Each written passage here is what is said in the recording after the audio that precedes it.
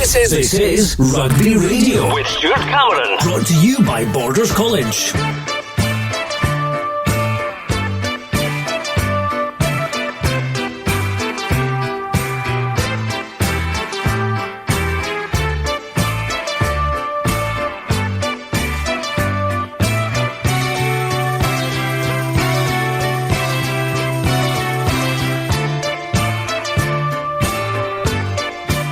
Hello and welcome to Rugby Radio, which comes to you live from the Greenyards in Melrose for the top of the table game between Melrose and AYR.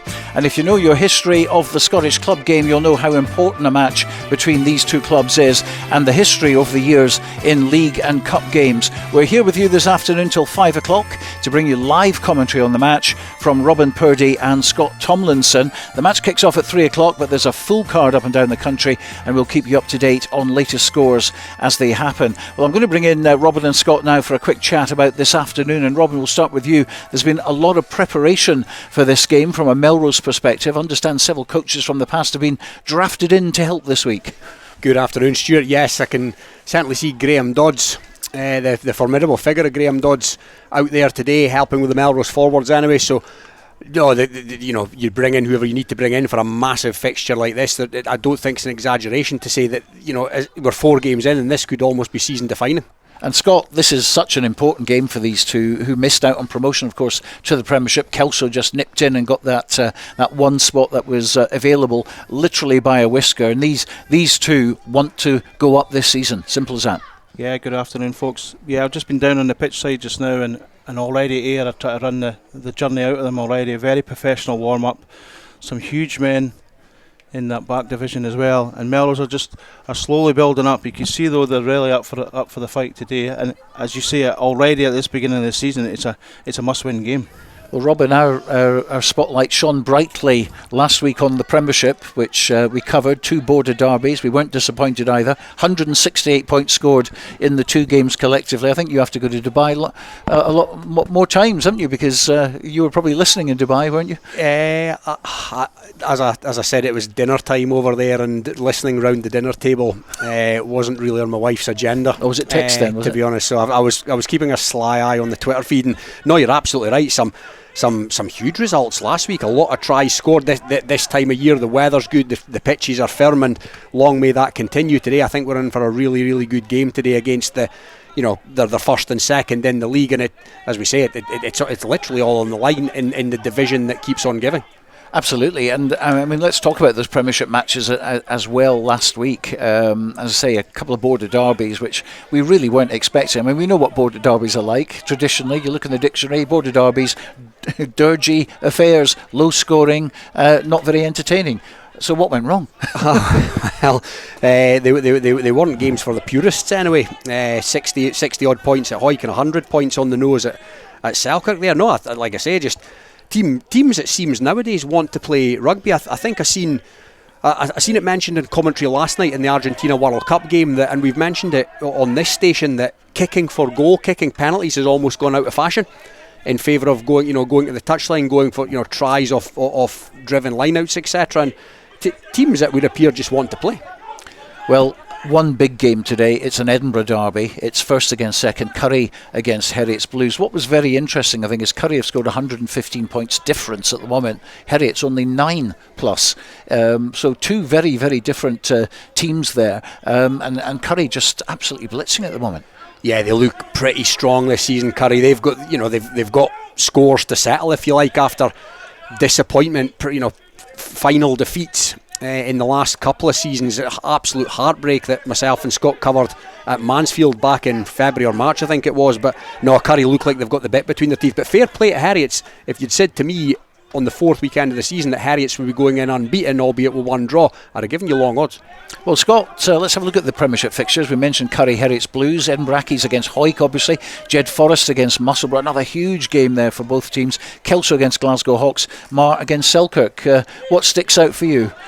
Certainly the Jed Musselburgh game is a must-win game for both clubs as well. I noticed there's been a couple of changes within the Jed ranks as well. And yeah, Dom Buckley's back. Dom Buckley back, and one of the young brothers, I believe, is back as well. And I think it just shows the the necessity to win your home games. I mean, they've obviously put in a lot of pressure on trying to win that game this afternoon.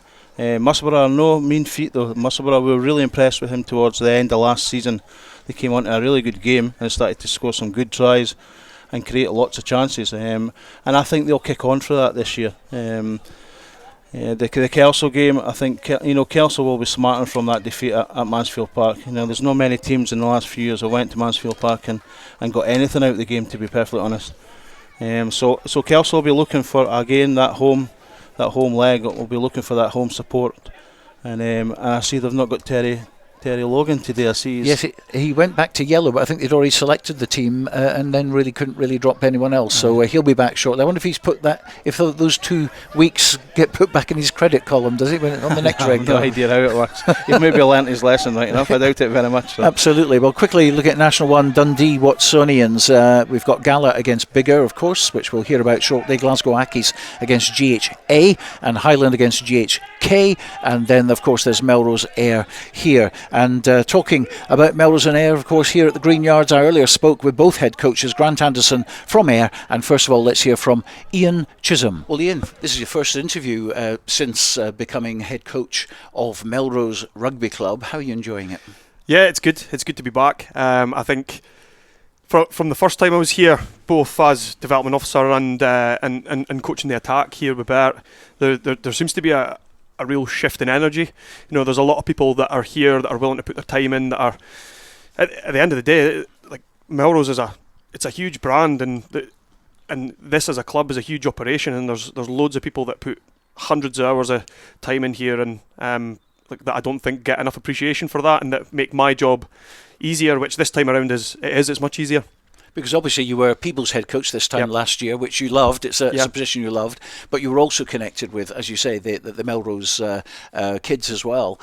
So the stepping stone from Peebles to Melrose has been a bit smoother, I suppose. Well, I just live over the hill. My youngest son's at nursery here. My oldest son plays football here. He's at mini rugby here. So we do live locally, and look, I do appreciate the opportunity that Peebles gave me. It allowed me to be a stay-at-home dad. It allowed me to still keep in with some competitive rugby and that Tuesday, Thursday, Saturday cycle, because I think seen during COVID that I was miserable without that fix. Well, this is going to be an interesting match, isn't it? Melrose against AYR. The history that goes with this fixture as well is extraordinary. They're sitting in first at the moment. You're sitting in second. You've got an opportunity, obviously, to leapfrog them today. The team talk's done, isn't it, really? Yeah, we look at how they've been playing, who they've been playing, and look, we see opportunities everywhere with that. We see opportunities within our own systems of play that are going to make things easy for us, and look, our guys have really bought into what we're doing, and we use Coach Logic. Shout out Mark Cairns. We use Coach Logic, and the boys are on it a lot, and it saves us time when we get here to training, so that we don't have to sit down, have a review. Then boys get used to sitting inside and go, I didn't really want to go outside again, and that'll be more prevalent in the winter or in the cold, darker months. But our guys are doing all the work at home, and then coming here and we're on the ball. And we're making sure that if we're out on the pitch for an hour or an hour and a half, that it's high energy, it's high intensity. We're training fast, so that when it gets to game day, we're hopefully it's going to be a slower tempo for us. And again, like I'm saying, we've seen opportunities there. AYR are leaking points. They've played the bottom side, they've played the second bottom side, and they've played the Glasgow Accies side. So I believe we'll win. I think we have the systems to win. I think we have the players to win, and for us, we've spoke about all week. Like, it's an amazing thing because we've committed to our journey together, and we did that after GHA, and we understood that it wasn't good enough. It was a blip for us, and that going forward, we especially here, Melrose is a nice place to come.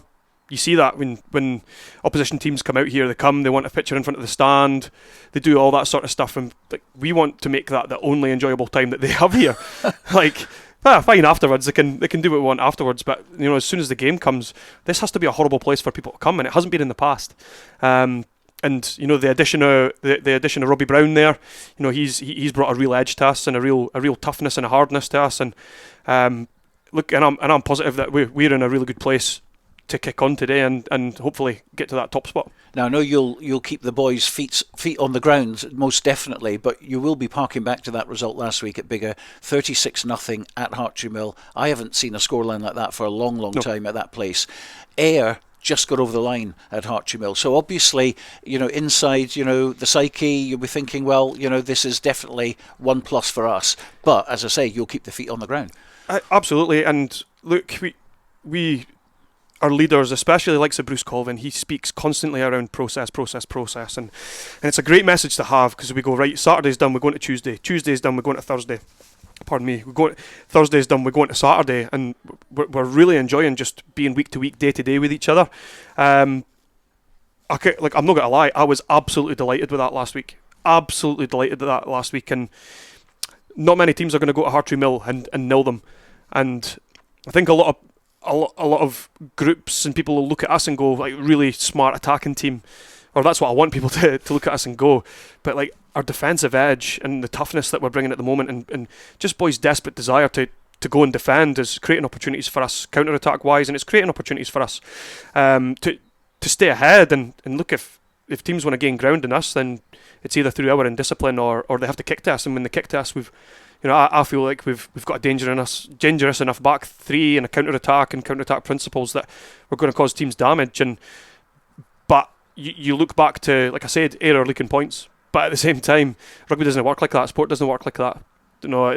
It could come down to like a rogue yellow card or a rogue red card or a referee's interpretation of the breakdown, or maybe we were having an off day, or maybe they get the edge up front, and it's really tough to recover once ball's going backwards off a scrum, and the rest of the game struggles then. But look, I'm confident that we're in a good place to not just put in a performance, but make this a horrible place to be all season.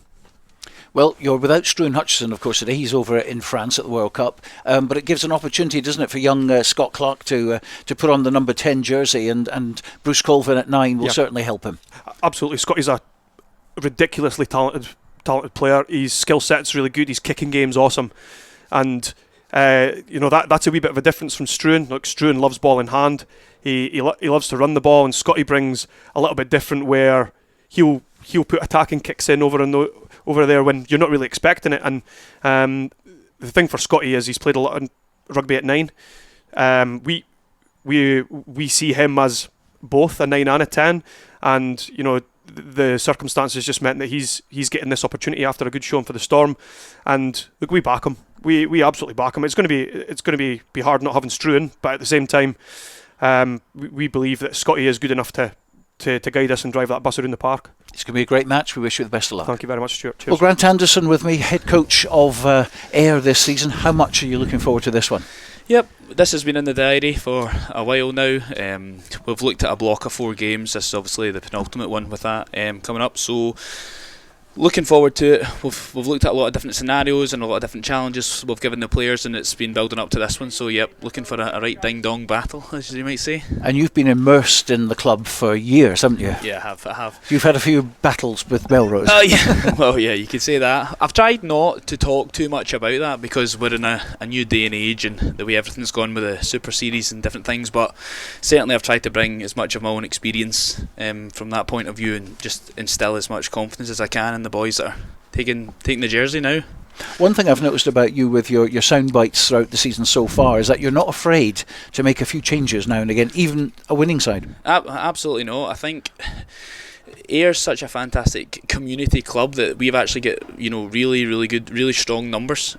So our second 15 are fully immersed in everything we do training wise. So I actually look after both squads, which initially I felt was going to be a challenge, but actually it's been a real positive, because it means that I'm offering guys opportunities. Lots of people have different skill sets and different experience levels, so I'm open to giving guys a shot. If they take it, great. If they don't, then they learn and they come back and they try again. So there's been real buy-in as a result of that, so it's been positive. National 1 has always been, we've dubbed it the league that keeps giving, and over the last 2 or 3 years, since COVID, it certainly has been like that. It's been an amazing thing. But even now, we've started off 3 weeks running some extraordinary results. Watsonians hammering Gala, and then Gala beating GHA, who beat Melrose, and none of it really makes sense. No. And the funny thing is, it's almost a false economy for me in many ways, because of the Super Series, teams have come down, teams have gone up, where if Super Series hadn't happened, I'm pretty sure the leagues wouldn't look the way they look. So it's an interesting challenge. I think continuity for a lot of teams is difficult to maintain because of different factors. So I think that has a large impact on results. And then week to week, different challenges are posed, different threats happen, and then sometimes you can just have a bad day. So we try not to look too much at the results round about us, but more about ourselves. How we can improve week on week, and then we try and look at the detail for the week ahead, and then do our best. And I suppose it's difficult to actually take anything out of any result, isn't it? Because I mean, you got just past Biggar and Melrose last week, 36-0. I mean, I haven't known Biggar nilled at home for a long time. So, but what should we take out of that? I think from our point of view, we were 33-15 up right after half time. We were on to score. This was against Biggar, and they got an intercept on their ladies' day at home. They scored under the posts. We conceded a penalty off the kick-off. They kicked to the corner, scored them all, and it was game on. So we shot ourselves in the foot a little bit there. In terms of Melrose going to Biggar and winning 36-0, that didn't surprise me. Quality outfit, I wouldn't expect anything else. They're in a similar position to us. They're wanting to make strides forward back into the Premiership, so I didn't overly analyse that. I knew what that was going to look like, and actually I think the way that our victory over Biggar unfolded is probably taking the wind out of Biggar's sails. Actually, this sounds awful, I felt sorry for them really in many ways, because we learnt a lesson that day but managed to come away with 5 points, whereas they probably learnt a harsher lesson and came away with 1. Yeah, and they're down in 9th place at the moment. Absolutely, yeah. So they were ill at the end of that game, and I can completely understand why. Quick look at your team news then. Danny McCluskey captaining out of fly half, and of course his opposite number Struan Hutchinson isn't here today, so that will be a big plus from an Ayr perspective. But Jamie Bova, quality on the wing, and you just look down the team sheet and there's quality right through the squad. I'm pleased with the squad, and like you say, I'm happy to make changes because I do think that we have quality across the pitch. Danny McCluskey is probably an unsung hero in that I genuinely believe he could be playing for Scotland right now if things had have gone his way, and that was an objective of his. It never has been, so we're lucky to have him in the squad. He's an experienced campaigner. He's played with me through all those years, so he's someone I trust, and he's a quality operator at 10. Jamie Bova this week features on the wing, just because of the added edge he gives us in a wide channel, and also what I think Melrose will pose to us in the wide channel defensively, because naturally he is a winger. He's not necessarily a centre, although he's potent there in attack. And then we've got Craig Gossman at fullback, who obviously name speaks for itself. My assistant coach, he's got a lot of wealth and of knowledge and understanding and ability. He's our top defender, so out of 2 games he's attempted 13 tackles and made them all. Got man of the match in the first game of the season, so that kind of speaks for itself. And then across the pitch, I'm hoping today you're going to see more than just a few names on that sheet. You'll be across 1 to 15. You'll see what we can bring as a squad on the whole. Well, it has been raining. The sun's coming out though. We're all set for a great match. The very best of luck to you. Okay, thanks so much. The voices of Grant Anderson and Ian Chisholm, 2 relatively young coaches who have very bright futures ahead of them. After the break, we'll hear from Andrew Fleming and Sam Matthews, who are at Poynter Park and Netherdale respectively, covering Kelso against Glasgow Hawks and Gala v Biggar for us this afternoon. This is Rugby Radio. Rugby Radio. If you're looking to develop or hone your green skills, look no further than Borders College, your local community college. Visit borderscollege.ac.uk today. Borders College, regionally focused, globally engaged. Based in Galashiels but covering the whole region and beyond, Borders Mortgage Hub is your one-stop shop for all things mortgage related in the Borders. Visit us at bordersmortgagehub.com or call us on 01896 807 008. That's 01896 807 008. Borders Mortgage Hub. Mortgages for the Borders in the Borders. Borders water, Borders barley and Borders people. That's what makes the Borders Distillery. Working exclusively with local farmers, the Borders Distillery is bringing whiskey making back to the region. Our award-winning distillery is open to everyone, where you can meet the people behind the scenes, explore our wash house and shop quality local products. Tour your local distillery and discover the spirit of the Borders. Full details at thebordersdistillery.com. Always enjoy our spirit responsibly. Under 18s must be accompanied by an adult when visiting the Borders Distillery. When the weather's dreich and a storm's a brewing, you need a strong, windproof, quality umbrella delivered with good old-fashioned customer service and at an affordable price. Up here in Umbrella Heaven, we say you tackle the ball, we'll tackle the weather. UmbrellaHeaven.com for when the heavens open. This is Rugby Radio, brought to you by Borders College. Over at Poynter Park this afternoon, Kelso hoping to bounce back from that big loss at Hawick last Saturday. With a look at that game, here's Andrew Fleming. Yes, welcome to drizzly Poynter Park, where Kelso are looking to bounce back from last week's hammering at Hawick as they welcome Glasgow Hawks. The home side had made an encouraging start in the return to the top flight, with draws against Musselburgh and Heriots Blues, but the performance at Mansfield fell well below the standards expected by the club, and this afternoon is an opportunity to right some wrongs. Hawks pushed Mar all the way last week before being edged out 35-30, and they put 45 points on Selkirk the previous weekend, so come into the match in good form. Kelso head coaches Kevin Utterson and Bruce McNeil make 5 changes to the starting 15. In the pack, Ewan Knox is preferred at hooker. There's a welcome return to the second row for Keith Melbourne, and Liam Tate makes his first start of the season at blindside. In the backs, Murray Hastie is unavailable, while fellow playmaker Dwayne Patterson picked up an injury at training on Tuesday night. 18-year-old Angus Utterson gets an opportunity at 10, and a reshuffle sees Archie Barber move to the full-back, Hamish Tweedy to the wing, and James Thompson comes in at 13. It's Kelso versus Glasgow Hawks. Kick-off here is at 3 p.m. Well, also out and about today is Sam Matthews. He's covering Gala versus Biggar from National 1. Yes, I'm here at Netherdale, the home of Gala Rugby, and the home side will really want to put out a statement piece today after their bonus point loss last week to GHK. Their visitors, on the other hand, Biggar, suffered a humiliating loss at home to Melrose 36-0. They will be looking to put the record straight and show that they mean business in National 1. Both these sides find themselves at the opposite end of the table where they'd like to be, with the home side in 8th and the away team coming in 9th, just 1 place off the bottom of National 1. So as you can see, there will be a real 10-point swing today with whoever comes away with the victory. Let's hope that it's a good game for all, and it feels like the party atmosphere here with the music blaring, the drones are out. It looks like it's going to be a good one here at Netherdale. Kick-off at 3 p.m. Well, Sam Matthews is there. He earlier spoke with the new forwards coach at Gala, Ewan Robbie. Yeah, now joined with Ewan Robbie ahead of his first outing as forwards coach for Gala. First of all, Ewan, just coming to Gala from Selkirk, explain the reason behind that. What about the programme excited you? Well, first of all, I'm changing jobs anyway, so that in itself, a different decision, but it's allowed us to get back into senior rugby, which I'm really, that's always been my passion, has been coaching, actually, boots on the ground coaching. Really excited here, actually. I've started Tuesday night, but week before I'd done some lineouts as well, but I see there is definitely good players here, and with a couple of tweaks. I'm not just here to help with the set piece, but also hopefully add some knowledge from my experience in attacking play and defensive play, contact area, the whole shebang really, and I've coached with Doddsy before.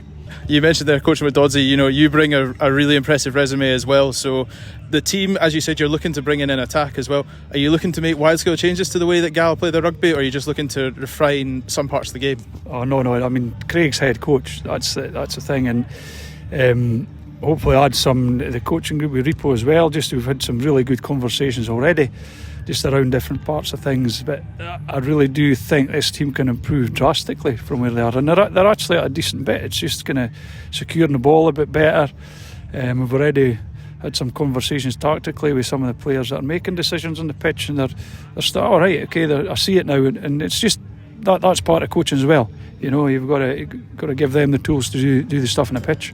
You spoke nicely there about the players as well. Obviously you've got Angus Dunn, new captain, club captain this year, and you've got Liam Scott, who obviously brings bags of experience. Have you got any particular players that you're sort of looking forward to working with, and players you're going to use to sort of lead your ideas and get your message across to the team? All of them, and that includes the second team players as well, because I like coaching guys and getting them better. If they want to learn and get better, I'll coach them. No two ways about it. Well, you've inspired me. Best of luck today in the first outing. He always inspires, does Ewan Robbie. He's been at Selkirk a very long time, but now he's joined the Maroons as forwards coach. We wish him well in his new position. Well, Hawick bounced back to winning ways last weekend with a 61-7 win over Kelso. Today they travel to Raeburn Place to take on Emrackies. Head coach of the Greens is Matty Douglas. Well, looking back to last weekend, it was a great 80-minute performance. I think it was what we needed. I spoke in terms of on the build-up to it, that I thought we trained extremely well through the week, and the kind of mental side and their attitude was bang on, and that showed on Saturday. We were relentless for the first whistle. I felt we never took our foot off the gas, and in terms of attack, we were direct, we had a lot of intent in it, and we actually played some really good rugby and scored some quality tries. Some tries where we, some came from our own 22, which was great to see. I thought, in terms of unit-wise, forwards and backs, were exceptional. I know Lewis and Graham were extremely happy with what they saw, and individually were bang on. Great to see like Andrew Mitchell and Lee Armstrong back to their best. It was a great team performance, but big thing for us we spoke about this week is backing it up and getting back on the road. Just drilling a bit of confidence into them heading to Accies this weekend. Accies are a quality side. They like to throw the ball about. They've got some quality operators in there that'll put them in the right areas of the park. But for us, we've looked at in terms of defensively getting back to what we are at home on the road, and attacking wise is taking our opportunities. Look, the last week against Kelso doesn't mean much if we can't back it up this week. So we've got another full squad to pick from. Russell Anderson will come back into selection, along with Connor Sutherland, who missed out last week through injury. So we've got a few boys back that'll scratch our heads as we've got a lot of boys training. And again, we'll look at a top quality squad to head to Edinburgh on Saturday. Hoyk head coach Matty Douglas. This is Rugby Radio coming to you live from the Greenyards. Another match in the Premiership of interest is Mar against Selkirk at Fullerton Park. We're going to hear from both coaches ahead of that game. Sesh Henderson, boss of Selkirk, and first Mar's head coach Kenny Diffenthal. Last week against Hawks, we managed to come out on the right side of a tough encounter. We didn't really play how we wanted to play, but that's probably down to the pressure that Hawks were putting on us. It was good to see the boys stick in for the last 6 or 7 minutes, defending our line and actually come out on the right side, which is great to see. This week, another massive challenge. Selkirk will be full of confidence coming off their win against Jed. So we're expecting another massive challenge there. Boys fully focused this week on prepping for them coming to Fullerton. As we know, it's going to be a tough game again. Hopefully the weather lets up a little bit so that we can actually get a decent game of rugby. Obviously, we're really pleased to get the win. We scored some really good team tries. It's built a bit of confidence to our attack. Some good individual performances as well. So, on the flip side of that, a bit disappointed how we looked a couple of scores early doors after losing possession deep in our 22. But we're working hard at training during the week just to tighten up a few parts of our game. Going into this week's game against Mar, which will be a tough away game, but really good challenge for us, and we're keen to come away with something for these games to build more confidence. A few players back available this week, so we're going to strengthen the squad as the weeks go on. So boys are focused and working really hard, and we hope to go through to Mar with a bit more confidence and come away with something, and that will just look forward to that and for our next home game against Musselburgh in 2 weeks' time. Sesh Henderson and Kenny Diffenthal locking horns at Fullerton Park this afternoon. We'll be bringing you up to date with scores throughout today on that one and plenty others across Scotland, so stay with us all the way through till 5 o'clock. Let's just go over the games happening today though. National 1 and the Premiership. The Premiership, it's Currie against Heriots Blues, Edinburgh Accies versus Hoyk, Jed Forest against Musselburgh, Kelso v Glasgow Hawks and Mar against Selkirk. National 1, Dundee v Watsonians, Gala versus Biggar, Glasgow Accies versus GHA, Highland v GHK and Melrose against AYR. OK, we're not far away from kick-off here at the Greenyards. Melrose against AYR. Let's join our commentary team of Scott Tomlinson, and first of all, a very good afternoon to Robin Purdie. Thank you, Stuart. Good afternoon and welcome to the Greenyards for this intriguing National League One clash, which, even though we're only 4 games in, could go a long way to determining who picks up the spoils come the end of the season. These two clubs have had some classic battles over the last 15 years or so, and in the context of this season, this one could prove to be as important as any, as both clubs strive to get back to where they feel they belong at Scottish Club Rugby's top table. Looking at the team, starting with Melrose, Kieran Clark's at fullback with Oliver Mackenzie and James Brown on the wings, Rolly Brett and Travis Pooler in the centres with Bruce Colvin and Scott Clark at 9 and 10 respectively. Up front, Will Owen, Ben McLean and Elliot Compton are the front row. Tam Brown and Angus Runciman provide huge experience in the Boiler House, and Finlay Sinclair, Will Ferry and Lachlan Gaddy are the breakaway trio. AYR go with Craig Gossman at 15, Jamie Bova and Adam McGowan are on the wings, Harry Lynch and Angus North make up the midfield, with Danny McCluskey pulling the strings at 10, Ben Frame inside him at 9. New signing Tom Martins at hooker with Caleb Ray and Tom Prentice either side of him. The middle rows, Joe Stafford and Ewan Hamilton with Seth Ray, Rowan Potty and Pete McCallum making up the back row. The man in the middle today is Alan Ross, and helping me call this one this afternoon is a man that's worn all the hats in the club game. Player over 350 times, head coach and referee. Good afternoon to Scott Tomlinson. And Scott, on paper this one looks too difficult to call. Yeah, it does. It's been interesting watching the warm-up. Even, AYR are trying to run the bus journey out of them straight away, and Melrose have been very subdued and quiet. So it'll be very interesting to see how it goes from the kick-off. Really looking forward to seeing the half-back partnerships on 9 and 10 from both teams, and also up front as well. The party, obviously Melrose need to get that parity up front before they can release their backs. They certainly do, and AYR in their traditional pink and black kits, Melrose of course in yellow and black, and there's going to be a minute's silence before we get started for Jimmy Doyle, a former team manager and president, an all-round clubman here at the Greenyards, and our thoughts are with his wife Betty and all his family at this sad time.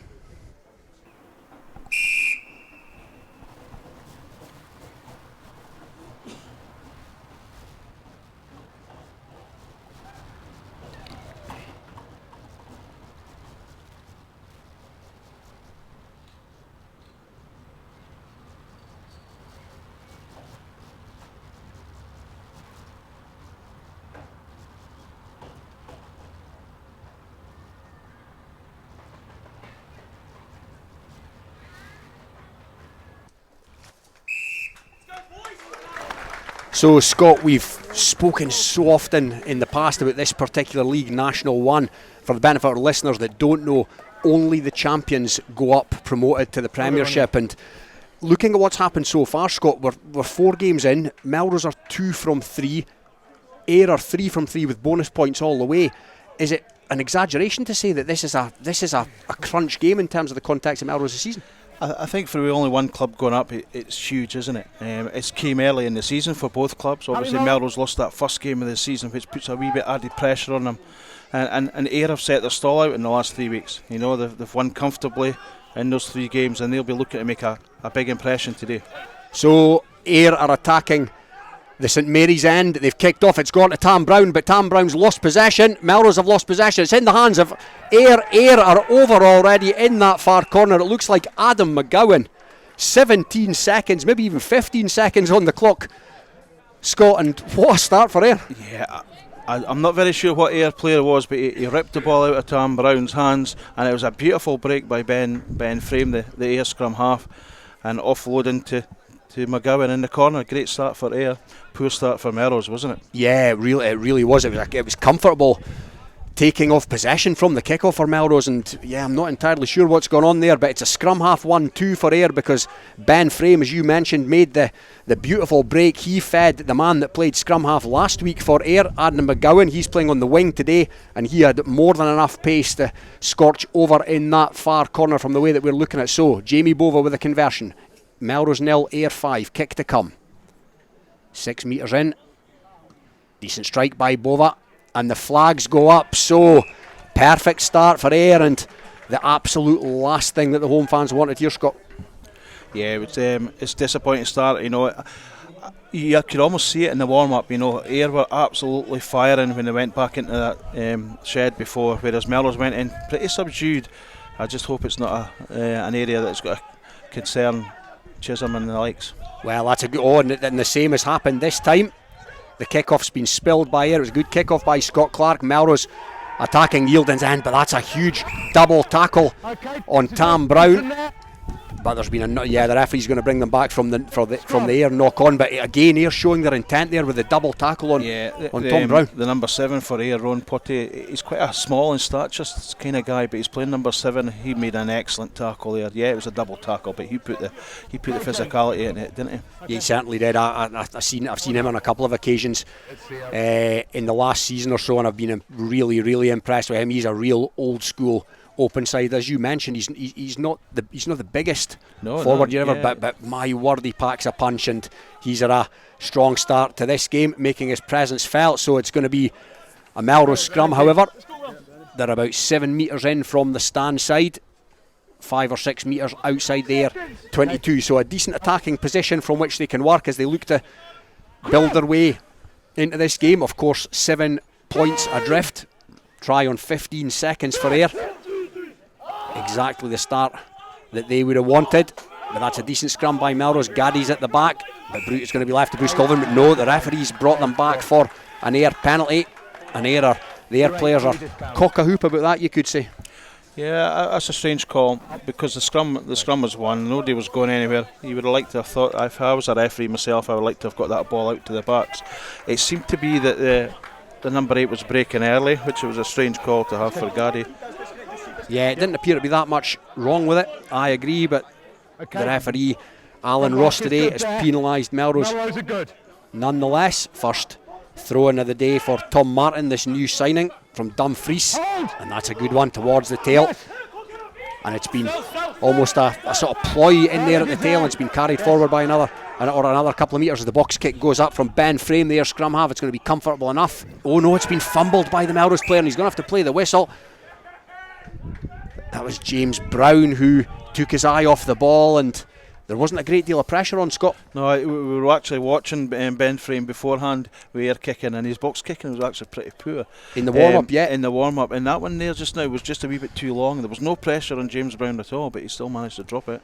And now suddenly the pressure's back on Melrose again in their own 22. Yeah, they're maybe 3 or 4 metres inside their own 22. It's an AYR scrum, 10 metres in from the stand side, and it's Ben Frame, another new signing from GHK. He's come down to AYR with the coach Grant Anderson and his assistant coach Craig Guzman playing full-back today, a name that's well known to those in the Scottish club game. He's been around the place, ex-GHK, Boroughmuir, Glasgow Hawks among others, Scotland Club International as well. So solid scrum by AYR. Frame's at the base. Frame feeds Bova, the burly figure of Bova, but he's well tackled by Bruce Colvin, and Melrose players are over that. Okay, gents, it's not going to come. No, another penalty's been awarded against Melrose. So a couple of early penalties conceded. We're 4.5 minutes in here. Melrose 0, AYR 7. This is an eminently kickable penalty for AYR. Bova thought about putting it down the touchline, but the coaches, you could hear the shout from here, Scott, from the coaches what they thought of the... Yeah, they're wanting the 3 points, and Bova can kick the goals as well. He's not just only a big framed male. I tell you, I was just disappointed in the way how AYR just attacked. They just attacked the inside channel. If they want to do that to Melrose, they could do that all day, and they'll not really get very far with it. You know, he was chopped down really well by Will Ferry there just now. And if anything, I would have liked to have thought we could have got on that ball there just now. Yeah, Will Ferry will. That's going to meet and drink to him as Bova lines up this penalty on the 22 just to the right of the sticks. Struck it cleanly enough, and it dissects the sticks, so another 3 points go the way of AYR. It's Melrose 0, AYR 10, nearly 6 minutes gone, and let's not forget, Scott, this is a Melrose team that's conceded 1 try in the last 2 weeks. Yeah, I mean, you know, and they've just got to put that to bed. You know, that was early 15-second try. You know, it's 0-0. We need to get back up the other end of the park and possibly put some pressure on the ball, keep the intensity high. That's a better take there. Ewan Hamilton has caught the kick-off for AYR, and it looks like it's going to go into the box again from Ben Frame. That left foot, that's a good kick, and that's going to drop on Kieran Clark, and Kieran Clark's met, and he's met hard by Bova, squirted out there, and Scott Clark, it looks like, was the grateful recipient, but that could have gone anywhere. But Melrose are in possession now, still inside their own half. Will Owen with a carry, 2013 Melrosian. Ben McLean feeds it out, but AYR solid in defence so far. Colvin, Ferry only knows one way. Referee's got his arm out here. It looks like there's possibly an AYR player offside, so there's a penalty coming. They're playing with a free ball. Little banana kick from Colvin off the outside of the right boot, but the referee's going to bring them back. And again, just a wee bit harum scarum as far as Melrose are concerned. The kick, it was a really good box kick by Ben Frame that time, and it just caused a bit of confusion. It was taken well by Kieran Clark. I think it was a big tackle, went in straight after it, and the ball went loose. But to be fair, I think Melrose will be quite happy with a penalty. It puts them just on the 10-metre line, and they'll look to try and create some phases of play here. Yeah, first line out to Melrose. Ben McLean to throw this one in, back at the club team from the Southern Knights this season, can play back row as well, of course. 2 seconds. Not referees, not. Right, where's your player 2 and 2? He's certainly quite efficient, isn't he? Yeah, just waiting to see what he says there. Okay, but so that Melrose.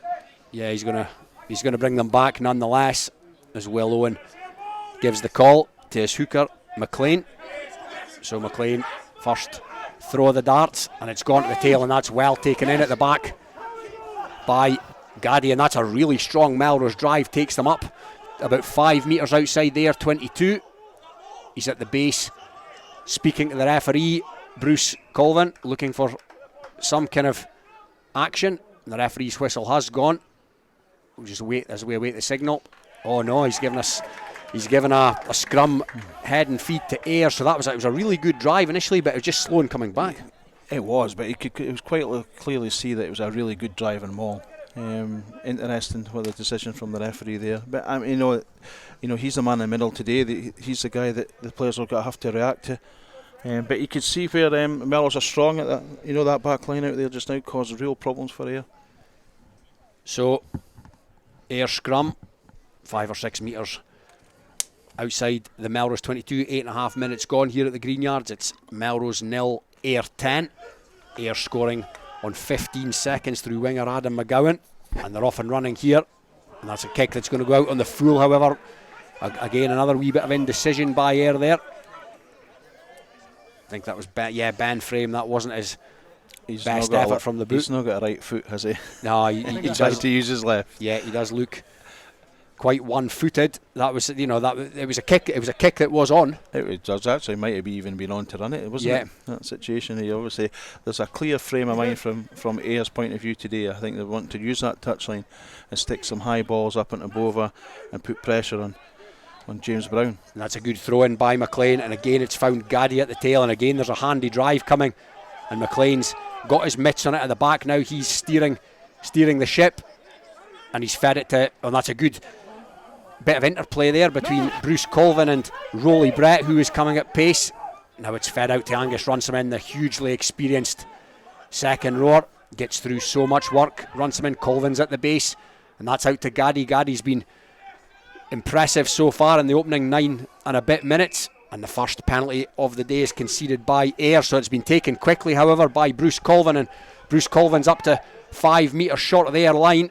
Great play from Colvin, caught Ayr on the hop, but it's been slowed up now. It's been fed out there to the open side, Will Ferry. He's driven back, but another penalty's been conceded by Ayr.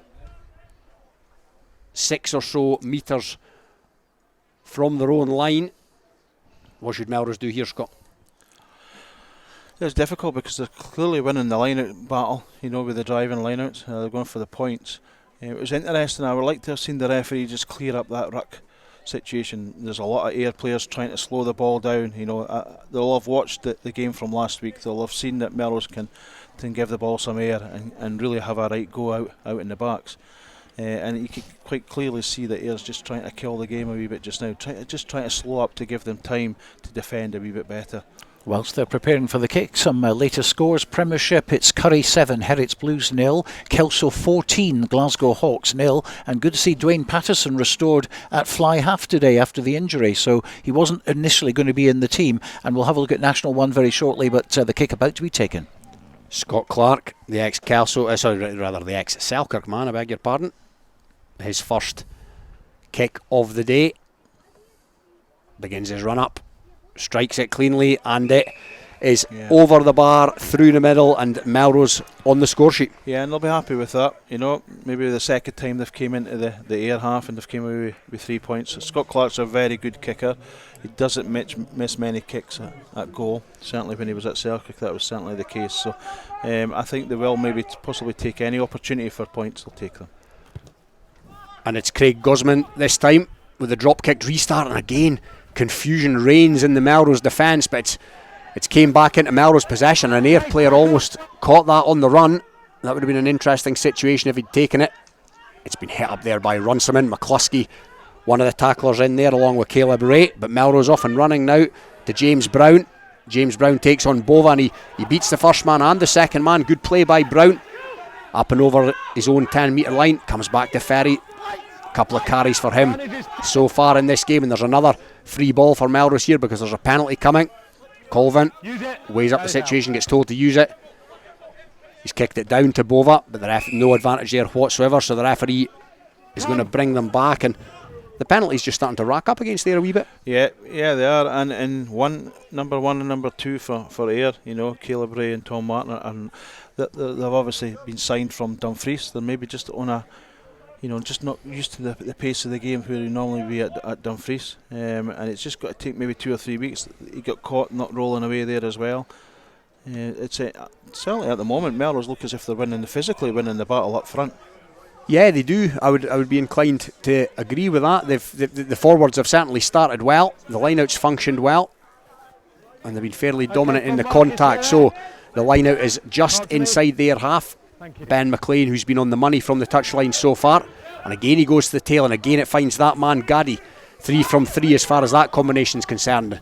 Fed out there to the on-rushing flanker Finlay Sinclair. He's been signed from Peebles, and another penalty is given, this time the way of Ayr, conceded by Melrose, and 6 penalties so far. Scott, it's been a wee bit stop-start. Yeah, it's an interesting call. A lot of people would say that would probably be correct, but I would like to have seen the tackler roll away. So that's been about 3 instances there just now where the tackler's not rolling away and not releasing the ball so the Melrose can go and play rugby with it.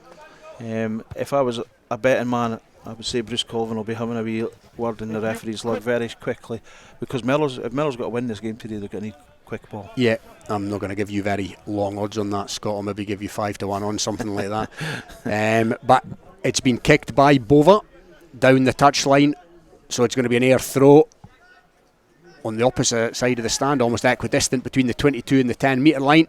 That doesn't look the straightest throw, but the referee seems happy enough, and now the drive comes on from there forwards up towards the 22, still in possession.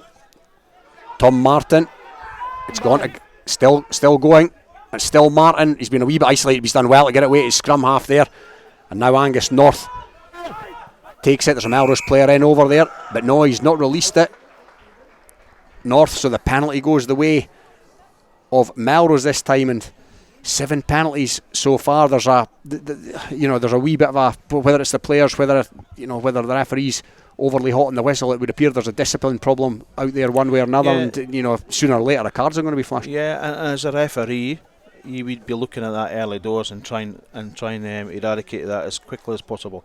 You'd be using the captains as an example and just say to them, look, any more of this and you'll find yourself in the bin for 10 minutes. It doesn't seem to have happened yet from the referee, therefore I would imagine this will continue in this vein. So right on halfway, Melrose line out. Again, it's that 4th time the same combination has worked, from Ben McLean to Lachlan Gaddy at the tail. There's a big shot in there by an Ayr player, and the ball's come loose for Melrose. And it's Rolly Brett in there. No, I beg your pardon, it's Travis Pula, the other centre. And now it's been knocked on. Travis Pula, recent signing from... it didn't look a very nice injury, to be fair. Aye, the recent Australian signing. I was going to try and attempt his club name, but I'll leave it at that. His leg just he just stuck in that 3G grass just now. It didn't look a very nice injury at all. Bova came right off his wing, didn't he? Good defensive stretch there. Then Melrose kind of went out the back door there, trying to get an edge on the left hand side near the stand side there, and Bova just came straight off his wing and shut that space down very quickly, whereas it probably would have been a 3-on-1.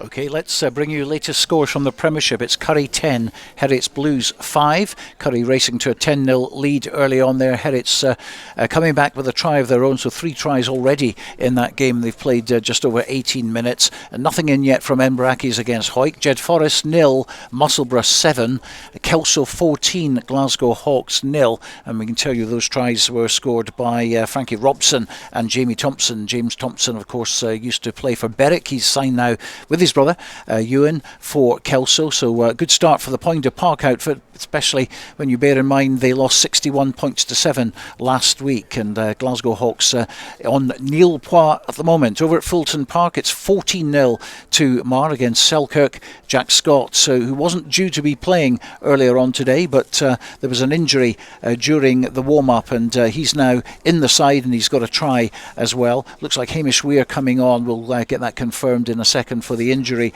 that's still happening out on the pitch. International 1, it's Dundee 14, it's Watsonians 0, and there's a score from Rayburn Place. It's an early try and conversion for Hawick. Inbrackies 0, Hawick 7 at the moment. We'll get you the scorer for that one very, very shortly. At Netherdale, it's Gala 7, Bigger 0. Angus Dunn playing a captain's role. He was due to be carving today, but the cows have obviously been very kind and let him play a little bit of rugby today, and he's rewarded them with a try and converted by Scott Pfeffers. So we'll be joining our reporter Sam Matthews down there at Netherdale very shortly, and he'll bring us up to date on that one. Gala 7, Bigger 0. I mentioned Dundee 14, Watsonians 0. That is the latest score. Dundee at the bottom of the table at the moment. Watsonians in 5th place.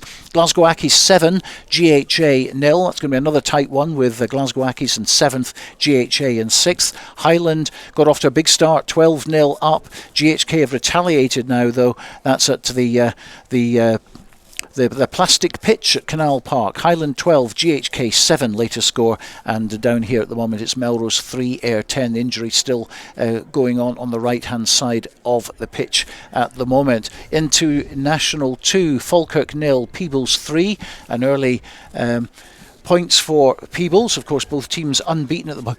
Falkirk 2nd and Peebles in 3rd place. So Falkirk 0, Peebles 3, and we have another latest score at the moment also in Division 2. It's Newton Stewart 3, Aberdeen Grammar 0. Well, you've missed absolutely nothing. Oh, I can tell you there's another score at Netherdale. It's 14-0 now. Gala 14, Bigger 0. Same scorer. So Angus Dunn in for a brace, converted by Scott Pfeffers. As I say, you've missed absolutely nothing at the moment because attention's still being made to the Melrose player down on the pitch. Robin, you can bring us up to date on who that is.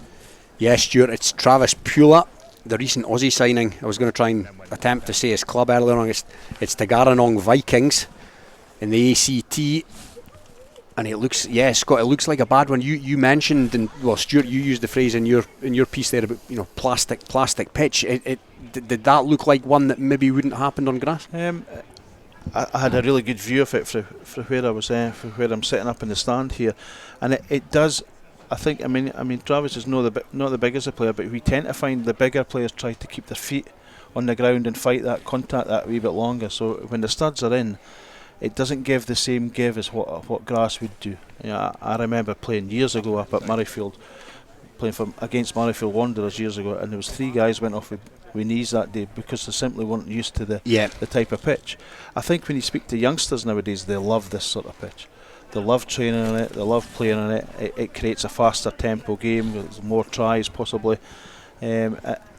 However, the older generation of players certainly cringe at times when you see injuries like that just now. Yeah, and speaking of older generation of players, you mentioned that somebody maybe needs to get, or somebody's going to maybe try and get in the ear of the referee. Now, as part of the injury here, one of the Melrose coaching staff today, the erstwhile Graham Dodds, came onto the park, and the first thing he did wasn't necessarily to go and check on his player, it was to go and have a tete-a-tete with the referee. He went away and have a wee chat with the referee, and to be fair, what happened was Grant Anderson also seen him go and have a chat with the referee, so he went away to have a wee chat with Graham Dodds as well. Listen, Dodds is a wily old fox. He knows exactly what Melrose are needing today, and by the looks of it, straight away within the first 20 minutes, Melrose need quick ball. They're going to put pressure on that Ayr team if they can get quick ball. Ayr were preventing that, so Dodds is obviously trying to have a wee quick word with the referee just to realise, get them to play the law of the game. Yeah, and Graham Dodds now having a chat with his old Ayr foe Grant Anderson. They've played in some Ayr v Melrose battles over the years, haven't they? Yeah, they certainly have. Yeah, and two great club players. Yeah. There's no doubt in my mind both of the boys would have been playing your Super 6 type rugby now, or indeed should have possibly have been involved with Glasgow or Edinburgh over the years. Well, scores coming in thick and fast at the moment, and Curry have already got the try bonus. 22 points to 5. Curry 22, Heriots Blues 5. Inbrackies 0, Hawick 7 is the latest score in the Premiership. Jed Forest 0, Musselburgh 14 now, so they've doubled their score of Musselburgh. Coming down from Stony Hill to play at Riverside Park, that's a very important game. Jed Forest in 10th position, Musselburgh in 9th. Kelso 14, Glasgow Hawks 0, and Mar have got a third try, and it's Jack Scott again. again. A brace for him. Mar 19, Selkirk 0 in the Premiership. International 1, it's Dundee 14, Watsonians 0, Gala 14, Biggar 0, Glasgow Accy 7, GHA 0, Highland 12, GHK 7, and Melrose 3, Ayr 10, and still the injury being sorted out in the pitch at the moment. He's going to be stretchered off, I think, very shortly, so we'll be getting play resumed into Division 2. Falkirk 0, Peebles 8 now, so a good try for Peebles, going to Sunnyside at Falkirk, a place I know very, very well. And, Falkirk unbeaten, Peebles unbeaten. Something's going to give today, unless it's a draw, of course, but at the moment it's 8-0 in favour of the visitors from the Guides. Peebles and Newton Stewart 8, Aberdeen Grammar 0 is another latest score that we can give you now. Just coming in Rackies 0, Hoyk 7 still, we've got that one. Falkirk have scored a try, so it's now 5-8, Falkirk 5, Peebles 8. Gregor Ramsey scoring for Falkirk there in the corner. And Dundee are certainly doing very well today. They're playing in Morgan Academy's old ground now, of course. 19-0 against Watsonians. Watsonians really bad travellers, it would seem, at the moment. Of course, Watsonians got off to a great start against Gala and Myerside, putting a lot of points on Gala on the first day of the season. But they got pretty much tanked by Highland 41-0. a couple of weeks ago, and they're now trailing at Dundee, who are the bottom side, by 19 points to 0. So that brings you right up to date at the moment, although that's it, 19-0. That's currently the score, as the centre from Ayr is going to go off. Travis Puller being stretchered off now, and he's been replaced by Hamish Weir. Time then to go back to the action. Let's rejoin Scott Tomlinson and Robin Purdie. Yeah, very sad to see Travis Puller leaving the field on a stretcher. He doesn't look in the best of health. Hamish Weir indeed has come on, so there will no doubt be a rejig in the Melrose back line. I would imagine Weir will go to wing, and Oliver Mackenzie potentially, the Canadian who's arrived here. He started on the wing, but he can also play a bit at 13, so one would assume he will come in. Yeah, I think, Scott, that looks from here, that's what's happened. Yeah, it does. It looks like Mackenzie's went in outside centre and Weir on the wing. And an important next couple of minutes for Melrose just to get back on the horse again. And for the 5th time in a row from a Melrose line out, McLean has perfectly hit Lachlan Gaddy at the tail, and Ayr are going to have to work that one out, or Melrose are going to have all kinds of joy. And again, same move as before. Rolly Brett came on the crash. Will Owen comes on another crash, but he's been hit hard. But patient build-up play by Melrose, and that's a dangerous pass out there by Scott Clark, and I think it was Mackenzie was taking man and ball, but they've managed to maintain it, and Clark's gone in to assist. It's fired out to Finlay Sinclair. He carries all day, and it looks to be another penalty coming against there. I'll make that the 5th. The referee's arm is out, so again, looks like Melrose playing with a free ball. Runciman trucks it up, not for the first time today.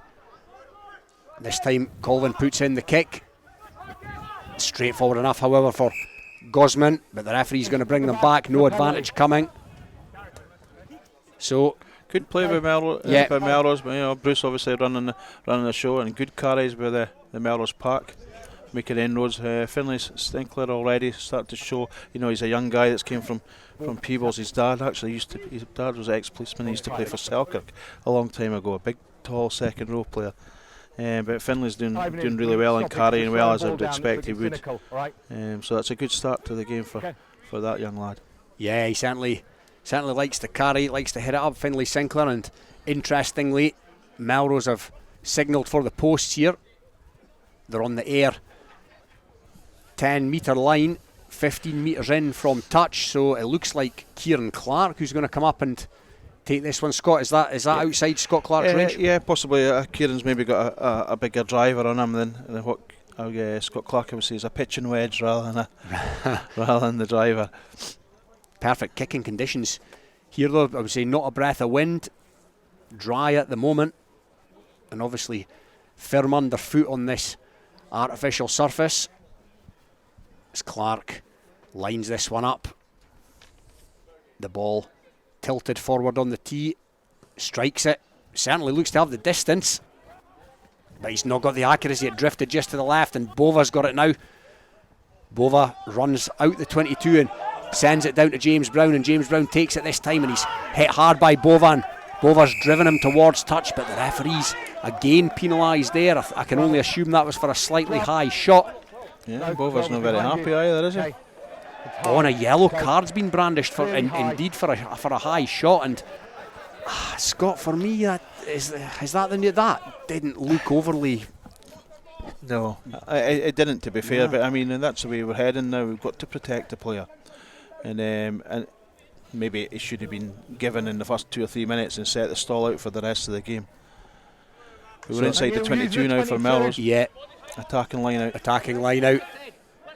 The odds on the McLean-Gaddy combination. It's certainly worked so far this afternoon.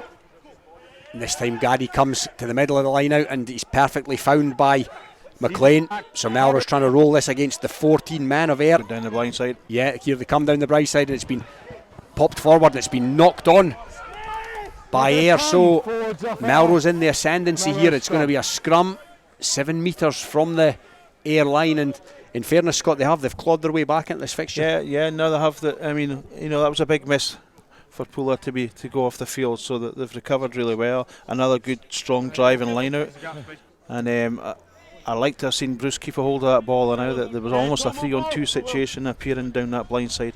But it's a Melrose scrum, maybe 10 metres from the line. Yeah, it was knocked on by the AYR player as he tried to field it. So the scrum's maybe 7 metres in from the stand side here at the Greenyards. 28 minutes gone on the clock, but of course there'll be injury time for that unfortunate injury to Pula. The scrum, that's a decent scrum by AYR. It's wheeled round, and they've made a real mess of it, and they've put Colvin under all kinds of pressure. And it's been stolen. Oh no, it's been stolen back by Melrose. That's been taken by Will Ferry, who's picked the pocket, and he's driven towards the line. Will Ferry. Now here comes Will Owen. Will Owen's up and towards the line. He's over the line, Will Owen, and the try has been awarded. And for all the world, it looked like AYR had weathered that storm, but fair play to Melrose and Will Ferry in particular. Oh, what a steal that is for Melrose, because they got shoved off the ball in the scrum time.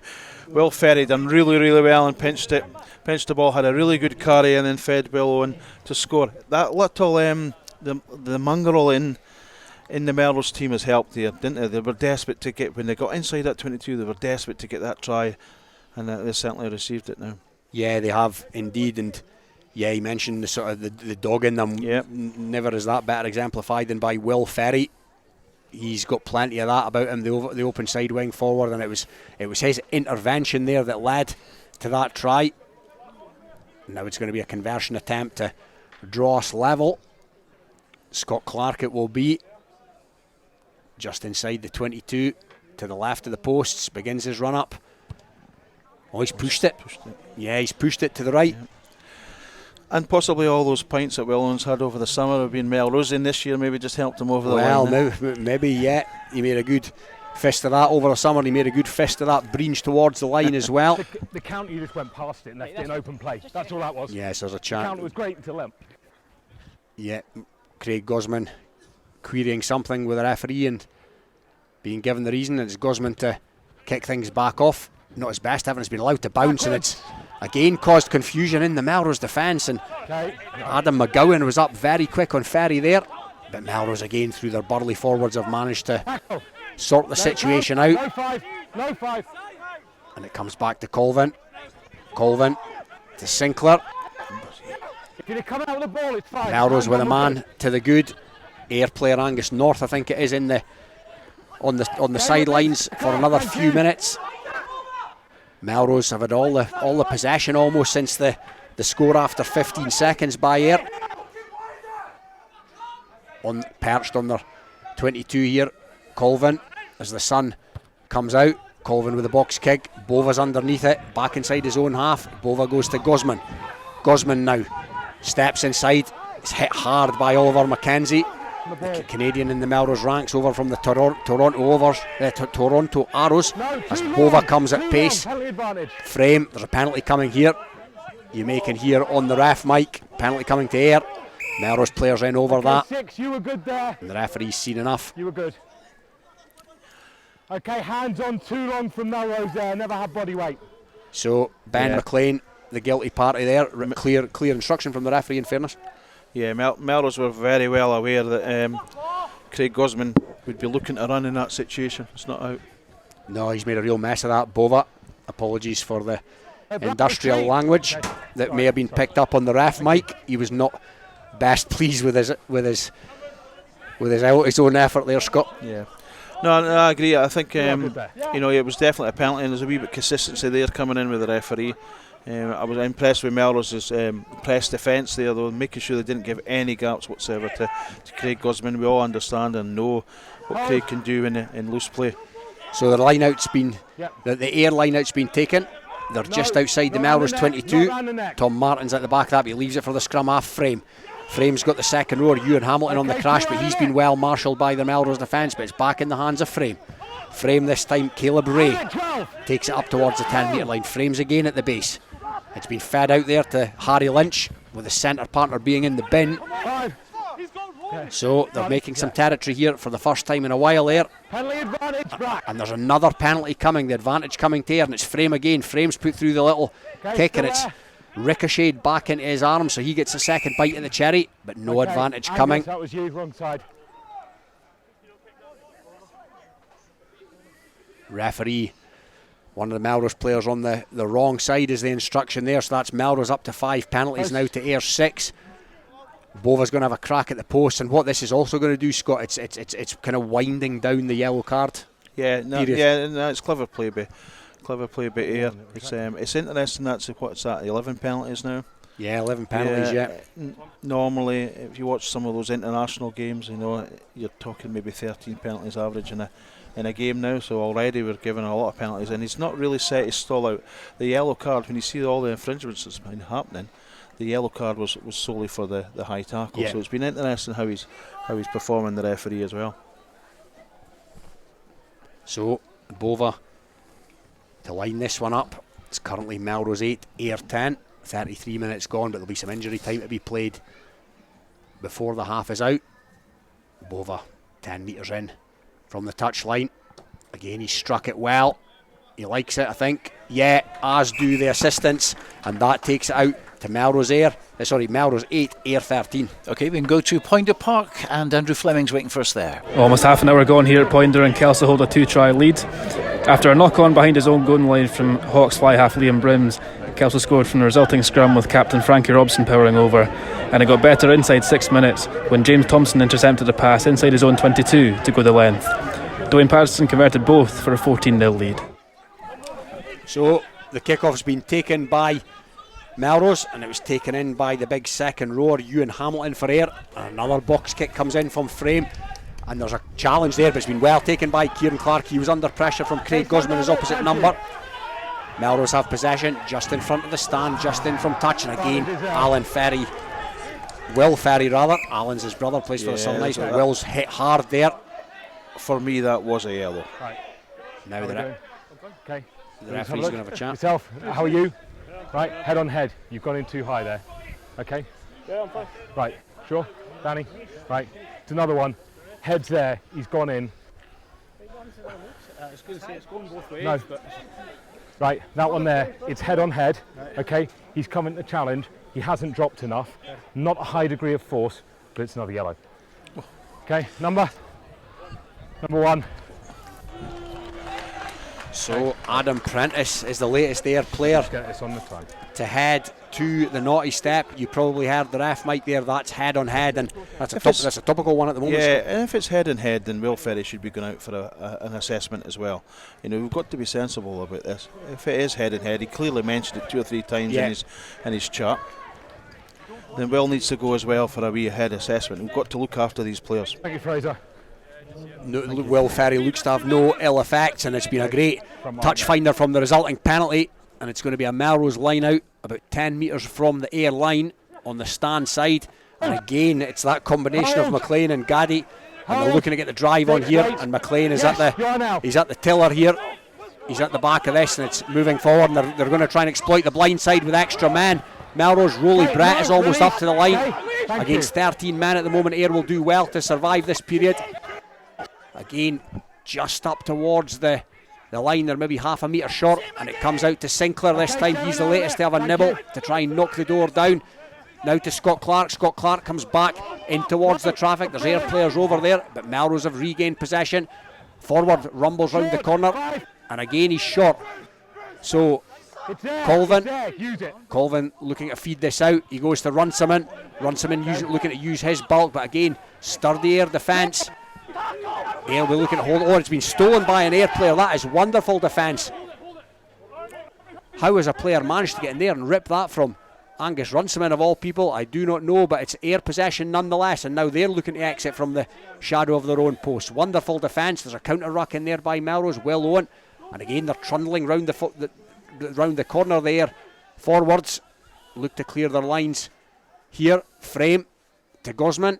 He's kind of shanked that, Gosman. Oh, but he's been hit late. Oh, and there's 14 away. Bova. 14 for me to deal with, not you. Yeah, there's been there's a late hit there on Gosman, I think, Scott. And yeah, by Will Ferry. Real silly, really silly, because the ball was well away. Yeah, and for me, Jamie Bova of all people, if he's in the immediate vicinity, he's never going to miss an opportunity to get involved in that. Okay, it's going to be a yellow for yourself. Yeah. You know, Melrose, I would like to have put money on them scoring from that 5 metre drive that they had off the line. Harry Lynch, again from the Ayr side, a really good defence by them. Yeah. I saw enough time for him to pull out, and he led with shoulder. Okay, I didn't see how much your shoulder leads. And what's happened in all of that, Scott, is that Will Ferry, not only is he given the penalty that relieves the pressure for Ayr, he's going to go for a 10-minute spell, and in all of that, Angus North has re-entered the fray for Ayr. So all of a sudden we've gone from 15 against 13 to 14 against 14, and Melrose have butchered the scoring opportunity. No, they did. They would have liked to have put that one to bed. You know, it was getting moving closer towards the post as well. So you would have thought almost a 7-pointer they've gave away there. Let's quickly go to Netherdale. 10 minutes left to go in this first half at Netherdale, and it is 14-7 to the home side. True tries from Angus Dunn, with 2 conversions from Scott Peffers, matched against Ewan Stewart, the number 8 for Biggar, and his kicker today, Finlay Crozier, scoring just before I sent this flash through. Looking all to play for. Gala making sure nothing happens in their half, but Biggar are ever present with their up front ball. Ayr have cleared their lines here at the Greenyards. That's a wonderful clearance as well from effectively his own line. It's been put to the 10-metre line, so real pressure valve being relieved there for Ayr, and it's going to be an Ayr line out. It's Tom Martin, the recent signing, and that's tidy towards the tail. There's been a lot of tail ball here. That went to the experienced Pete McCallum, been there number 8 for many's a year. Melrose players are in trying to guddle for that, but there's a kind of skew-whiff box kick there by Ben Frame, and it was well taken on the run at pace by Kieran Clark, but he was tackled in there, and the play's now up into the Melrose half, and it's Colvin to Sinclair. Sinclair's tackled by Caleb Ray, the prop. Scott Clark now the latest to put the ball in there, and that's not his best effort either. And Bova's under it, and was Bova taken in the air there? Bova thinks he was, and the Ayr players certainly think Bova was taken. It was a low chop on him. Scott, what do you make of that? Yeah, definitely was taken out without the ball. Rolly Brett didn't really see where the ball was it? He just chopped him, and Bova went flying. He certainly heard it from the Ayr bench as well. They're very vocal, Ayr bench, so they're really looking to try and get a quick press from the defensive side. I think they understand that Melrose have maybe got the light on them with regards to the back division. So there's a sub coming on here. The sub prop, of course, there's a prop in the bin. So it's Ben Cree who's come on for Ayr, and they're going to have to take somebody off.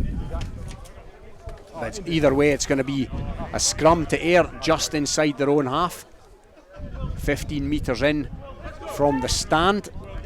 It'll be Ben Frame, who's had a pretty good game so far. His box kicking's maybe not been quite on point, but he's went pretty well with his passing and his running game, and it'll be he to feed this scrum as the 2 front rows come together. And that's a solid enough scrum from Ayr. with a new prop on Cree. McCallum this time. McCallum feeds the man that's returned to the fray, Angus North, the inside centre. He's fresh after his period in the bin, and it's a decent carry there by Ewan Hamilton. The second row. There's been almost a comedy of errors there, but it's came back into the hands of Frame, and again Frame's put that out on the touch, and again Scott, the kick was on there, but it was a kick for a right foot. Yeah, the execution wasn't right though, and you can just see McCallum starting to bend Frame's here. McCallum, obviously a wily old player, been here a long time, and he's not impressed with that at all. I think he's right in what he's saying. If he can play in the right areas of the game, increase the pressure on Melrose. Yeah, they've spent very little time in the Melrose red zone, if you want to call it that, since that first try, and for the umpteenth time today there's the line out combination. McLean to Gaddy at the tail, sounding like a broken record here, but that's what we're being served up, and it's working really well for Melrose. And again they look to move this drive forward, and Ben McLean breaks off and takes it up and over the 10 metre line, and Will Owen, the Melrose try scorer, he tries to steal another metre or two, and it's Colvin out to the other prop, Elliot Compton. Colvin again goes in, but that's been knocked on. You could see that from here. And AYR, they've always been, Scott, they've always been very vocal, whether it's winning a penalty or winning a scrum. No, they're certainly down here to try and win the game of rugby, there's no doubt about that. I just find that, watching the game last week compared to this week, possibly the skill levels maybe a tier down, even just how Melrose are carrying the ball in, they're carrying it very high, and that's obviously given an opportunity and a chance for AYR for a turnover. The body position, how they present the ball as well is certainly a wee bit looser than what it was last week at the Selkirk Jed game. So it's going to be a scrum from the Melrose knock-on. Bang centre field, but AYR are 3 or 4 metres inside their own 10 metre line here. It remains Melrose 8, AYR 13. 1 try apiece. And that's a good scrum again by AYR, and it's moving forward this time. McCallum's got it at the base. McCallum feeds Frame. Gosman puts his right foot through that, and that's a better kick, but it's been well fielded by Kieran Clark. And Kieran Clark, the latest to put it up in there, and Gosman's going to be underneath this. He's taking it well, Gosman. He's hit by Clark, but he's presented the ball. Not going to come 14 you in front of the kicker. So an offside situation though. Another penalty. We're into injury time here. 43 minutes gone, but there's going to be a bit of injury time due to the unfortunate injury for Travis Pooler, the Melrose outside centre. Yet another penalty conceded by AYR. That's I'll make that their 8th of the half so far, which, as far as Coach Grant Anderson would be concerned, is far too many, as Scott Clark of Melrose puts that down the touchline. Why are we getting told to use it? I feel we're still going forward. Because I thought it had stopped, it was there, it's playable. That's fine. Bit of a chat going on there between the hugely experienced Pete McCallum and the referee, as again Ben McLean to throw in, and yet again it goes to Gaddy. And again Melrose try to rumble this one forward. They're up and over there. 22, there's an AYR player got caught on the wrong side there, but the balls came back on the Melrose side. So Colvin goes to Brown. Brown tries to truck it up and over the 22, and again it comes to the hands of Colvin to Clark. That's out to Mackenzie, and Mackenzie has found Clark here, and Clark's in a bit of space. That's a pass out the back door, a beautiful pass at that to the substitute Hamish Weir. Melrose now 15 or so metres short of the line. Angus Runciman takes it into the heavy traffic, comes in field. Melrose got good open side here in which to work, and there's a bit of a snipe there by Colvin, but he's hit hard and driven back a metre or so. Clark's in there, can play scrum half as well. Now Rowley Brett, that's tapped on there by Sinclair. Now it's Ben McLean. Ben McLean's hit by Bova. The scrum half's in over that. Ben Frame.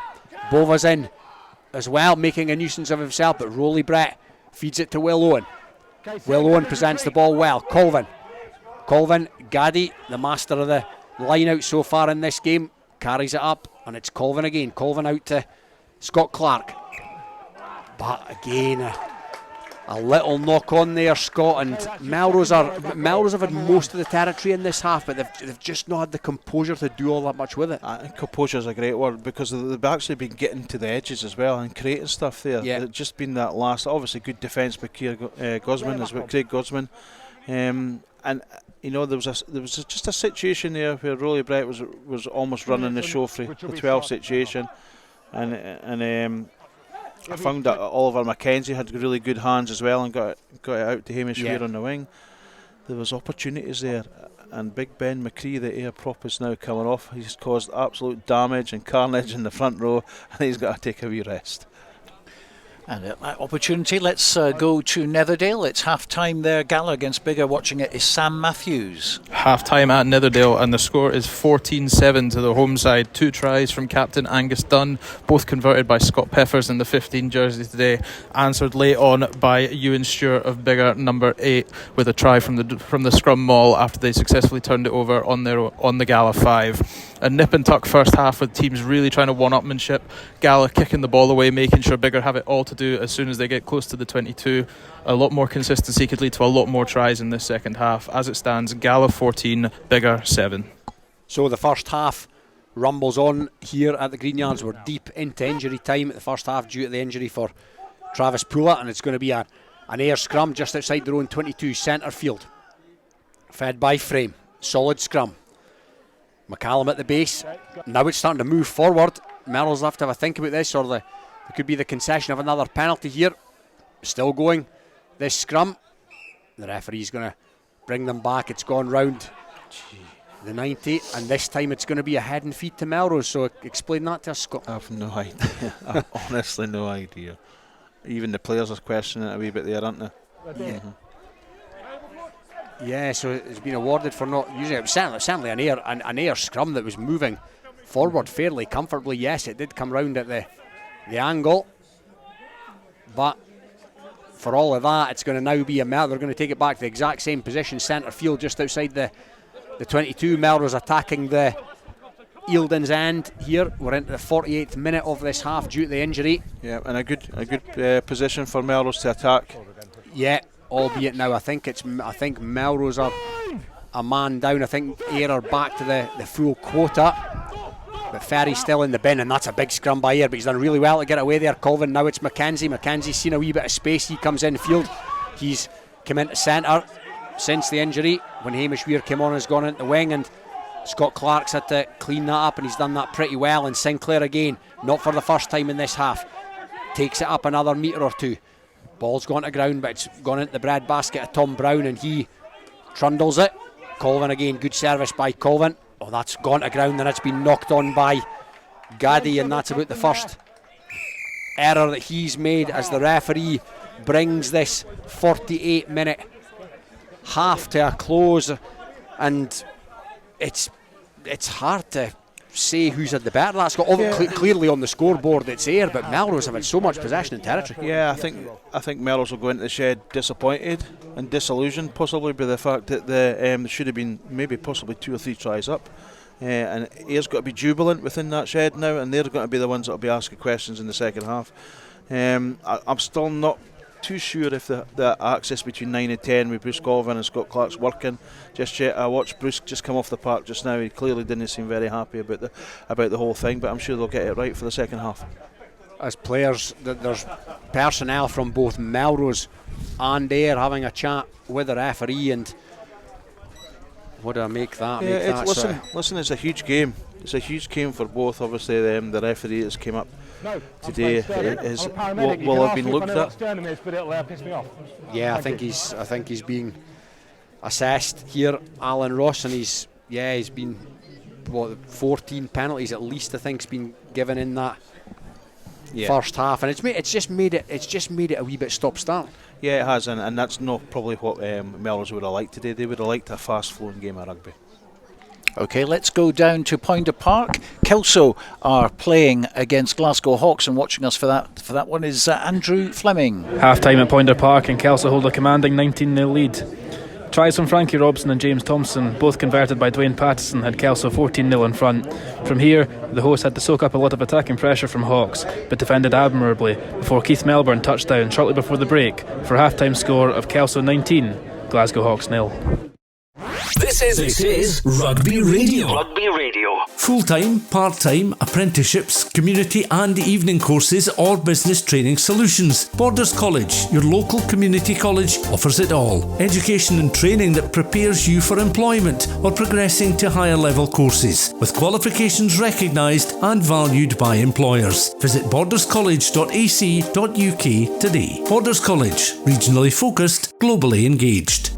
Based in Galashiels but covering the whole region and beyond, Borders Mortgage Hub is your one-stop shop for all things mortgage related in the Borders. Visit us at bordersmortgagehub.com or call us on 01896 807 008. That's 01896 807 008. Borders Mortgage Hub. Mortgages for the Borders in the Borders. Borders water, Borders barley and Borders people. That's what makes the Borders Distillery. Working exclusively with local farmers, the Borders Distillery is bringing whisky making back to the region. Our award-winning distillery is open to everyone, where you can meet the people behind the scenes, explore our wash house and shop quality local products. Tour your local distillery and discover the spirit of the Borders. Full details at thebordersdistillery.com. Always enjoy our spirit responsibly. Under 18s must be accompanied by an adult when visiting the Borders Distillery. When the weather's dreich and a storm's a brewing, you need a strong, windproof, quality umbrella delivered with good old-fashioned customer service and at an affordable price. Up here in Umbrella Heaven, we say you tackle the ball, we'll tackle the weather. UmbrellaHeaven.com. Brave the storm. This is Rugby Radio, brought to you by Borders College.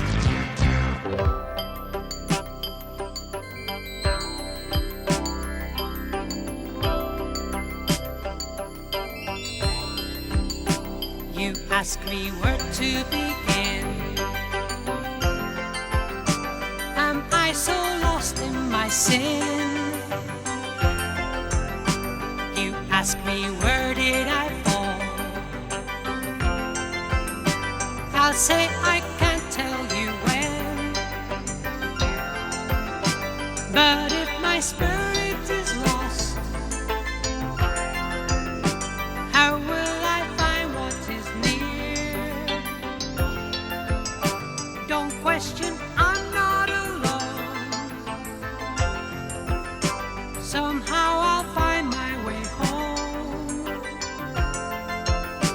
My sun shall rise in the east, so shall my heart be at peace. And if you're asking me when, I'll say it starts at the end. You know your will to be free is matched with love secretly, and talk won't alter your prayer. Somehow you find you are there. Your friend is close by your side and speaks in far ancient tongue. A season's wish will come true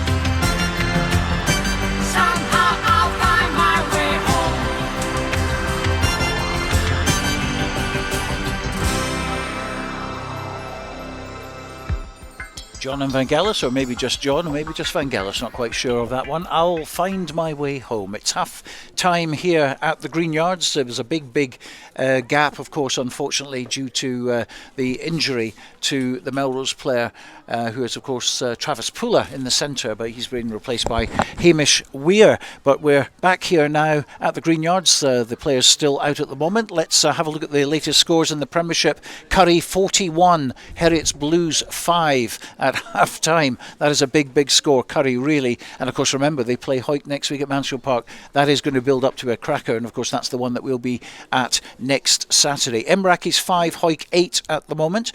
Jed Forest 7, Musselburgh 21 into the second half there. Paulo Ferreira scoring the try for Jed Forest. Kelso 19, Glasgow Hawks 0 as a half-time scoreline. And Mar 19, Selkirk 7. A Dan Pickles try for Selkirk, reducing the gap to 12 there. Mar 19, Selkirk 7 at Fullerton Park. International 1, half-time scoreline. Dundee 19, Watsonian 7. Gala, as we heard, 14, Bigger 14 now. Ewan Stewart's got a second try to add to Angus Dunn's 2 tries for Gala, all of them converted, making it 14 each. Glasgow Accies 14, GHA 0 is a half-time scoreline. Highland 24, GHK 7. That is a try bonus point at Canal Park up in Inverness for Highland against GHK. And here at half-time, Melrose 8, Ayr 13. Ayr have just come out onto the pitch. We're still waiting for Melrose. We'll join our commentary team, Scott Tomlinson and Robin Purdie, very shortly. I can tell you that it's now Falkirk 5, Peebles 22. 3 tries for Peebles so far, and a half-time scoreline. Newton Stewart 20, Aberdeen Grammar 5. And of course, if history is going to repeat itself, then Aberdeen have got a few more tries in them left so far. They've obviously on 3 points at the moment with 3 try bonuses, but they are very leaky at the back. OK, Melrose are out on the park now. Let's rejoin our commentary team, Scott Tomlinson, and first, Robin Purdie. Thank you, Stuart. It's going to be Melrose to kick this second half off. They're going to attack the St Mary's end, whereas Ayr will kick towards the Eildons here at the Greenyards. Melrose 8, Ayr 13, try apiece in the first half. Adam McGowan after 15 seconds, no less, for Ayr. Will Owen responding for Melrose. So here we go into the second half. This is a nip and tuck game. An awful lot of penalties conceded by both teams in the first half. They'll be looking to right that in the second half. And there's an early break here again by Ayr. Right up into the... Oh, and it's a big breach right into Scott Clark as well. He's gone fully 50 metres there, player. Now it's at the base and they trundle it on. That time it's Adam Prentice, the prop that's recently signed from Dumfries. Now it's out the back door. No, and there's a hand in there by Rolly Brett, but it's came back into an Ayr player, possibly luckily for Brett because he only went it out with one hand, but Ayr are in possession. Scrum half there has... Okay, scrum cap in the back line. What a fantastic carry by Ewan Hamilton there, the Ayr second row. Wasn't it 50 metres on the hoof? Yeah, and I think he's pulled Rolly Brett, I think. Has he? For the what I can only assume was sort of palming at the ball, what used to be classed as a deliberate knock-on. Now that's been drilled right into the corner there by Craig Gosman. So just as was the case in the first half, Ayr absolutely in the ascendancy at the start of this second half. It's going to be an Ayr line out, and you mentioned Ewan Hamlin. It must have been. It was from deep inside his own 22. Scott, really good run, really strong carry as well. Yeah, and a little bit about him. He's only recently recovered from testicular cancer as well. The 24-year-old. It was only diagnosed in March. So for him to be back playing at all, let alone playing as well, is all credit to him, and we wish him well. But they've made a wee bit of a mess of the line out, but it's arrived in the midst of the buzz bomb. That being Rowan Potty. Was a wee bit quiet actually by his own high standards in the first half, but he's made an important carry in this second half to tidy that up, and Ayr forwards trying to exert their dominance here. It's going to be Potty again to be in there. He picks and goes. Frame is calling for the cavalry to come. The referee's telling Ayr to play it, however. Now they're up to maybe 5 metres short of the line. Ayr. Great start to this second half. And it's calling an advantage here, and it's passed out to the inside centre. Angus North And he's over Angus North. He has scored. So just as was the case, Scott, in the first half, they have come right out the traps, this Ayr outfit. Yeah, well, Melrose have been sleeping as soon as they came out for the second half, and Ayr have obviously possibly felt as if they didn't play very well, didn't have the luck of the draw through the referee in the first half, but they certainly came back really, really strong at the start of the second, and their forwards seem to be dominating play, certainly in that early stage. Yeah, whatever's been said by Grant Anderson in there has done the trick, because Ayr have come out all guns blazing, and tip of the cap, as we mentioned, to Ewan Hamilton. That all stemmed from his good work. That's as good a charge as you're ever likely to see from a second rower, 50-60 metres, and he really had a head of steam as he met the unfortunate Scott Clark. And it's going to be Jamie Bova to attempt this conversion. In from the stand side touchline, maybe 8 metres, begins his run up. He struck it well, Bova, and that is all good. So 7 early points in this second half takes the score to Melrose 8, Ayr 20, and there's daylight. Yeah, no, that's a very good start for Ayr. They'll be absolutely delighted with that. The coaching bench are really making a lot of noise there. The Melrose have got to start getting their hands on the ball and start dictating this game. So the kickoff's been taken, and it's been played up by Runciman, but it's been knocked on by Runciman, so Ayr are going to have another bit of possession here as they look to exit from just outside their own 22. The left foot of Ben Frame has been used again, but again not his best effort. Now it's Kieran Clark, and Kieran Clark's evaded the first couple of tacklers. Now it's going to be Melrose possession inside their half, and Tom Brown rumbles it up, and that's quick ruck ball, and that's a lovely pass out there. It's been taken in by Hamish Weir. Now Hamish Weir's got a step in him, but he's been pretty well policed on that occasion. Bruce Colvin now to Ferry. Ferry with a tip-on pass to Angus Runciman. And there's an Ayr player over there.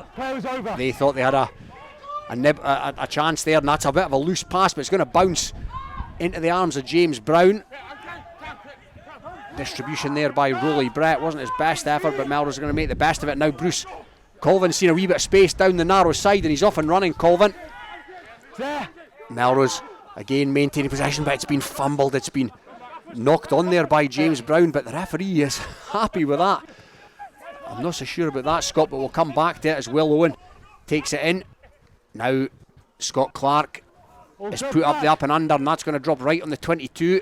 Oh, but he was played in there for my money, was Craig Gosman, but he's managed to catch it nonetheless, and that's good rear guard by the fullback.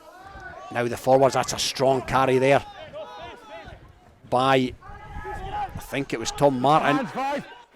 Now Ayr looking to exit. Chatting to the referee is the scrum half, Ben Frame, not happy with something, but the referee tells him to get on with it, and now it's back with a standoff and Captain McCluskey. McCluskey's put it down the park. Oh, and Scott Clark's again fumbled that, and they're going to come back for the knock-on, and they maybe got a wee bit fortunate, Melrose, with what looked to me like another knock-on, Scott, but nonetheless it's going to be Ayr head and feed. There's a couple of things going on here. The Ayr Park have decided they want to try and suck in that Melrose defence, and they're picking and going around the fringes, which is working at present. And from the Melrose side, it's the first time Bruce Colvin just had a one-on-one go at their standoff McCluskey. That's the first time that he was not interested in tackling. How are we doing, Jack? And if that's going to be the weak link, then we need Will Ferry and guys like that running at 10. Yeah. Just going to say, here's a quick update for you. Still, it's Curry 41, Heriots Blues 5, Enbrackies 5, Hoyk 13 now, a second try for Hoyk. Jed Forrest have scored a penalty try, so it's Jed Forrest 14, Musselburgh 21, Mar 26 now, Selkirk 7, bonus point for Mar at Fullerton Park, and it's still Kelso 19, Glasgow Hawks 0 in the Premiership. International 1, Dundee 19, Watsonians making a bit of a comeback here, 14, Gala 14, Bigger 14 is the latest score from Netherdale. Glasgow Accies 14, GHA have scored 5. Highland 24, now that's gone up to 31. Highland 31, GHK 7 latest score. And down here at the Greenyards, Melrose 8, Ayr 20. Peebles have got a bonus point at Falkirk. It's Falkirk 12, Peebles 29. And latest score, Newton Stewart 20, Aberdeen Grammar, that is in National 2. Big result shaping up there at Falkirk for as far as Peebles are concerned, but here at the Greenyards, It's an Ayr scrum from the knock-on from Scott Clark, trying to gather the high up and under. But the two front rows have gone to ground. Yeah, and you can see that Melrose are missing Struan Hutchison. You know, there's that link is just maybe not quite working. There's certainly space out there. Yeah, there's a lot of gaps there, but there's certainly just not quite clicking just now. It's a good point, Scott. We've not really touched upon the absence of that particular player. I think he's off to the World Cup, but I mentioned to you before the game, for me, he's probably the top performer in this division as far as I'm concerned, and it's a big miss in a game like this. Yeah, I think you're right. I think you've seen that last year with regards to the South. Back playing again, he was the kind of main man there, and certainly would be in the Premiership as well. You know, if he was playing in that position. So definitely. So it's at the back of the good harrying there by Bruce Colvin, but Frame managed to get away, and they're trying to run a move here. And McCluskey seen a wee bit of space, but the door was quickly shut on him. But he's managed to maintain possession, and now Pete McCallum's trundling it forward, and he's still going. Pete McCallum, this hugely experienced number 8, and now it's up towards the 22, and again it's Ewan Hamilton on the charge. McCluskey again, out to the hooker. Tom Martin. Tackle. He's well tackled in the midfield there. McCluskey comes again. Again goes to Bova. Bova's tackled by Tom Brown. He's scrabbling by the ankles eventually.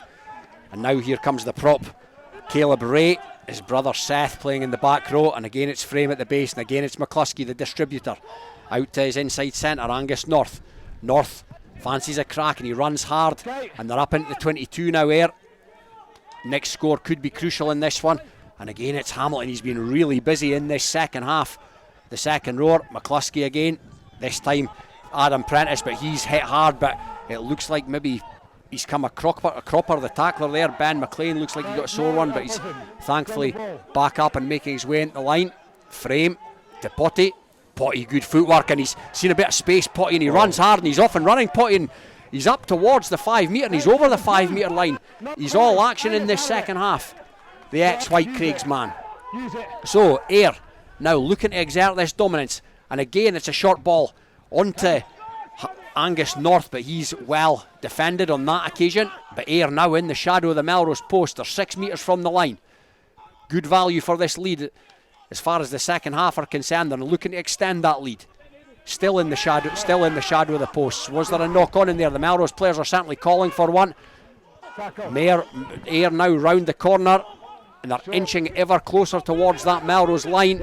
And there's a penalty advantage coming as well. So free ball as far as Ayr is concerned. Melrose are going to have to repel this attack, and they're up towards the line here. Ayr, another couple of carries. There's a Melrose hand in there.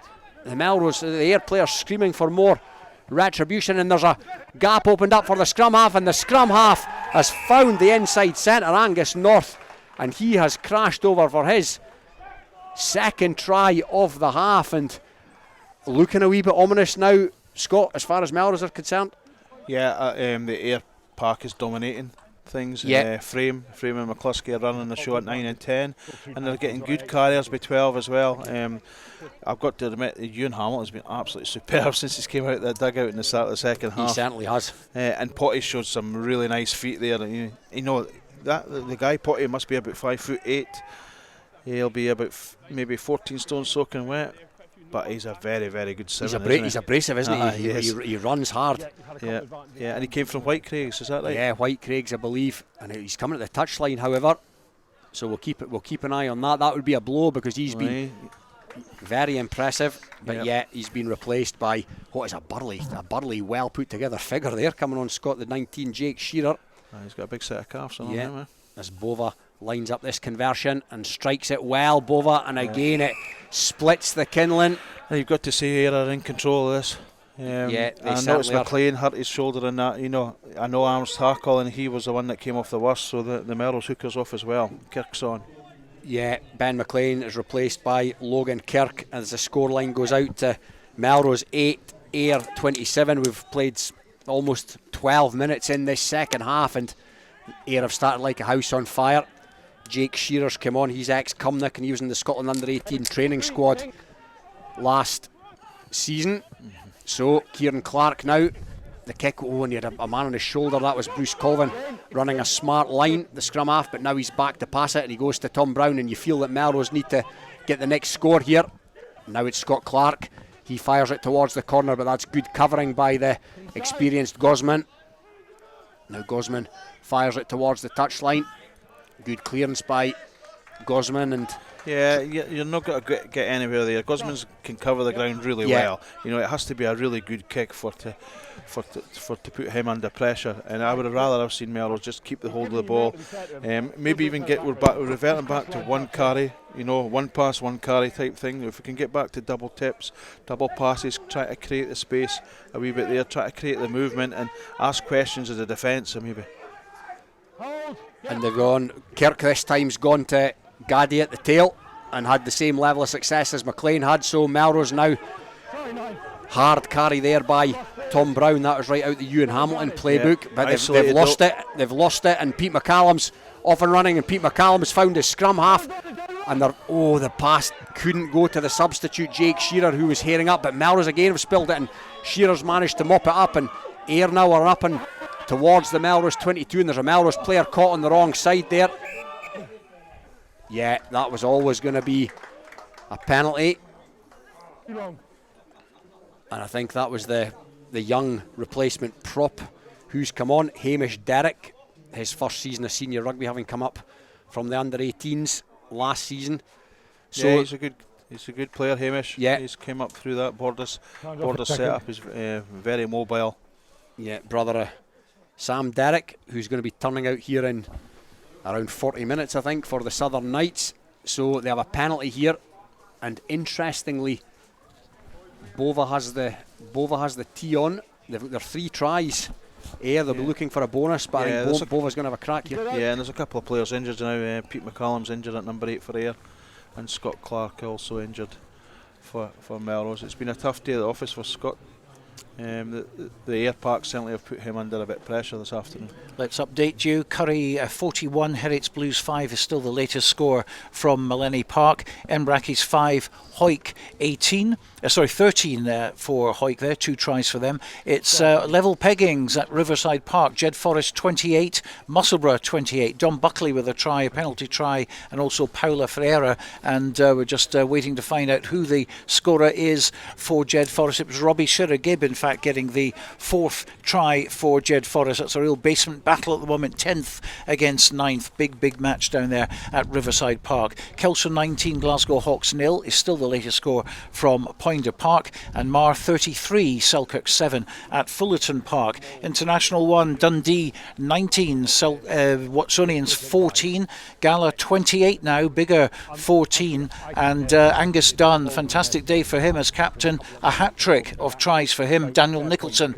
getting the other try for Gala. Then we've got Glasgow Accies 21, GHA 10, Highland 36, GHK 7, Melrose 8, AYR 27, our featured game at the moment, which is still, I think it's Scott Clark just about to go off injured at the moment. Into Division 2, Falkirk 17, Peebles 36 now at Sunnyside, and Newton Stewart 20. Aberdeen Grammar, I told you they score tries, they've scored 2 now, they're on their way to get their try bonus, but it's currently Newton Stewart 12, Aberdeen Grammar 12. Bova lining this one up. The time is back on from the injury, the unfortunate injury to Scott Clark, who's departed the scene. Pete McCallum seems to be okay, so all going AYR's way at the moment as Bova looks to take AYR out to 30 points. He's just outside the 22, fairly central, so you'd fancy a kicker of his quality. But no, I've given him the kiss of death there, Scott. He's pushed that to the right. Yeah, he's kicked harder ones than that today. Yeah, no, it's a bad miss, and really would have took AYR well beyond any catch-up from Melrose, you know. Yeah. However, Melrose have still got a chance. I think there's been a few injuries as well to Melrose now, so it'll be interesting to see who they decide to put in at standoff, and whether they can start connecting a wee bit better. So it looks like it's Kieran Clark that's taken the dropout at least, and it's gone to Bova. He'll be in a state of anger after that missed kick. He's played pretty well this afternoon, Jamie. Bova that aside, and speaking of men that have played well, particularly in the second half, it's Ewan Hamilton again. He's been very busy since the interval. Now it's McCluskey who's come into the game as well, and there was numbers on this near side for AYR, but it's a decent enough carry by the hooker Tom Martin, who decided to take it upon himself. Now Seth Ray.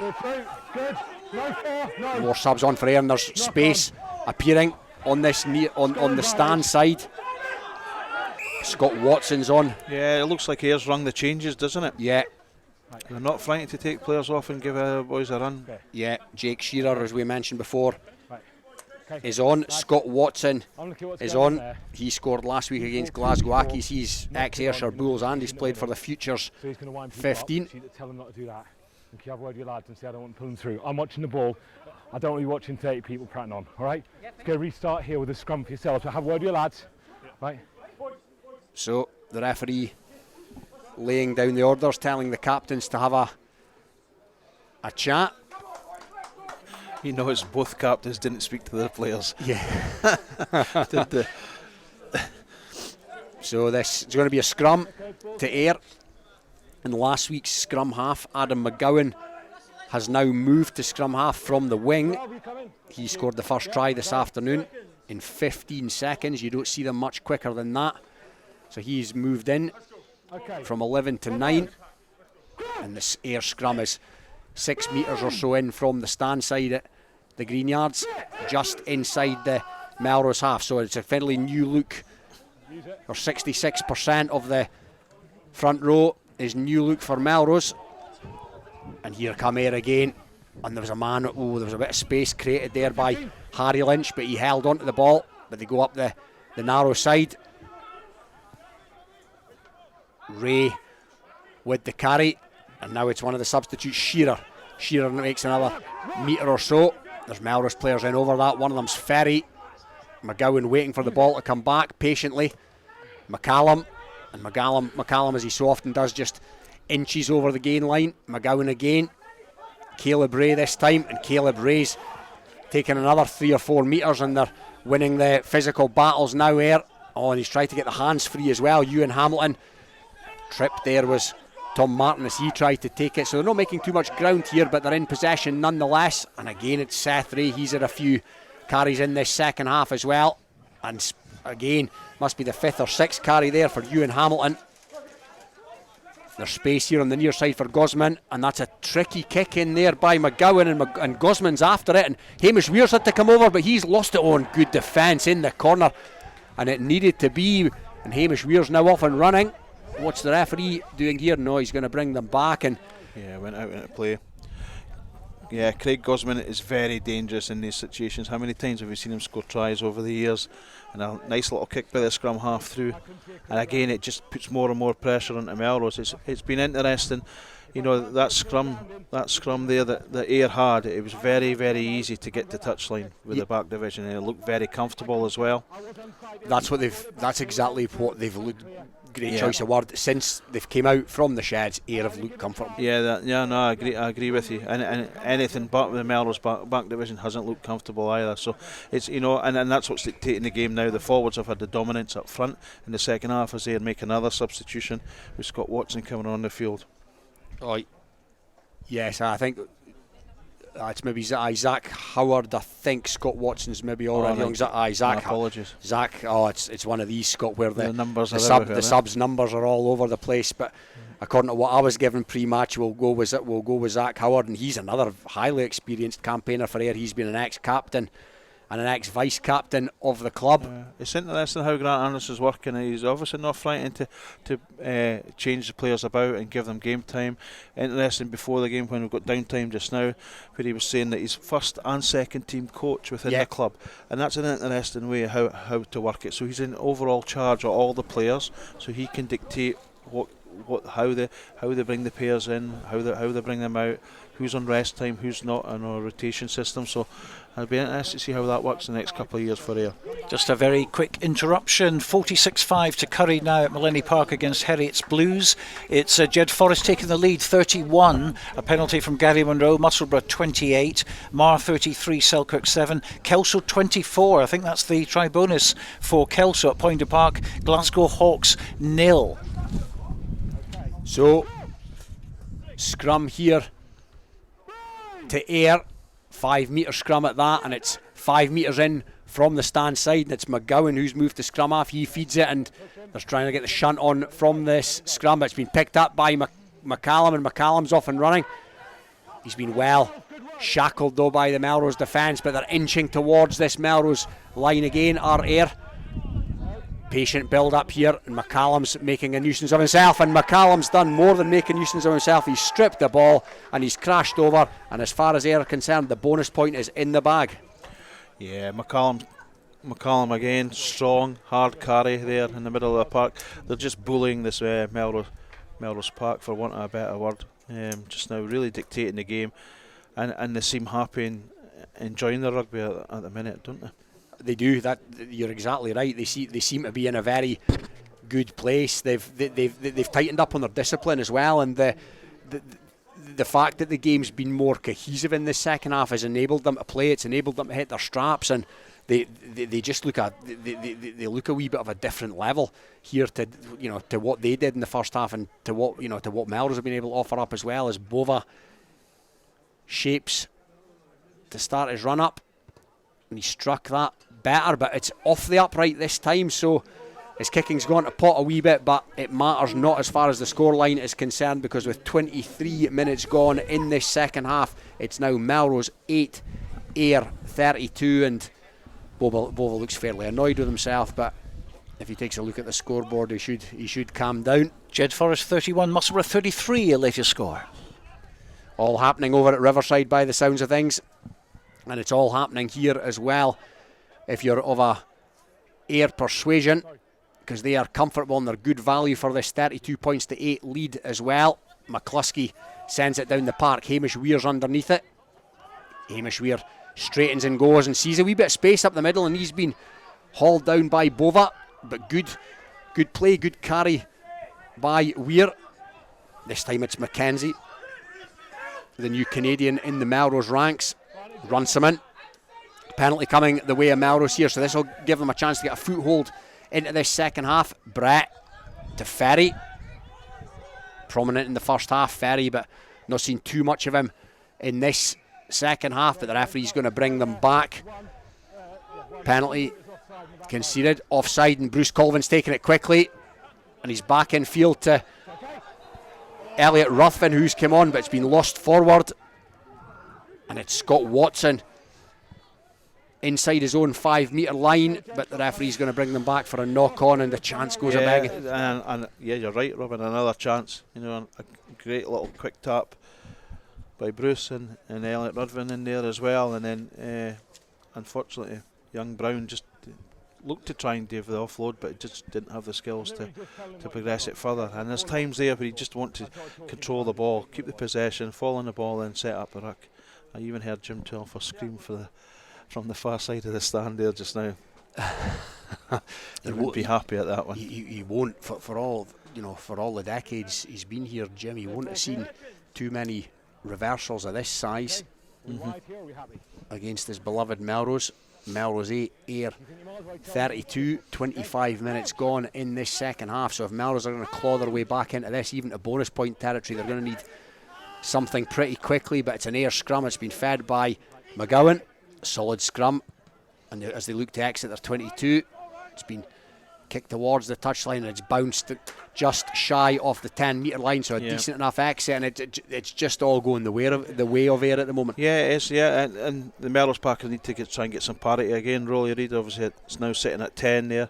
I do like how Hamish Weir is playing. I'd like to see him get his hands on the ball a bit more often. Every time he seems to get the ball, he seems to create something. Yeah, he's dangerous. Yeah, no, I like him. I like him a lot. So it's there is the parity there, winning plenty of line-out ball as well. So it's been the best facet of the game. Again, it was Lachlan Gaddy at the tail. He's been so prominent at the back of that line-out. It's been a kind of feast of possession from that particular source, but Will Ferry coming on the crash fumbled the ball, and it's going to be another AYR scrum, and just nothing going the way of Melrose at the moment. Let's quickly go to Poynter Park. 10 minutes remaining here at Poynter Park, and Kelso hold a 17-point lead. After a largely uneventful third quarter, Kelso secured the bonus point try on 62 minutes when a driving line-out maul powered its way towards the line for a score from substitute Charlie Marshall. Hawks responded immediately when blindside Lewis Stewart browed his way over the line. It's Kelso 24, Glasgow Hawks 7. Gala 35, Biggar 21 is our latest score now, and we're back live at the Greenyards.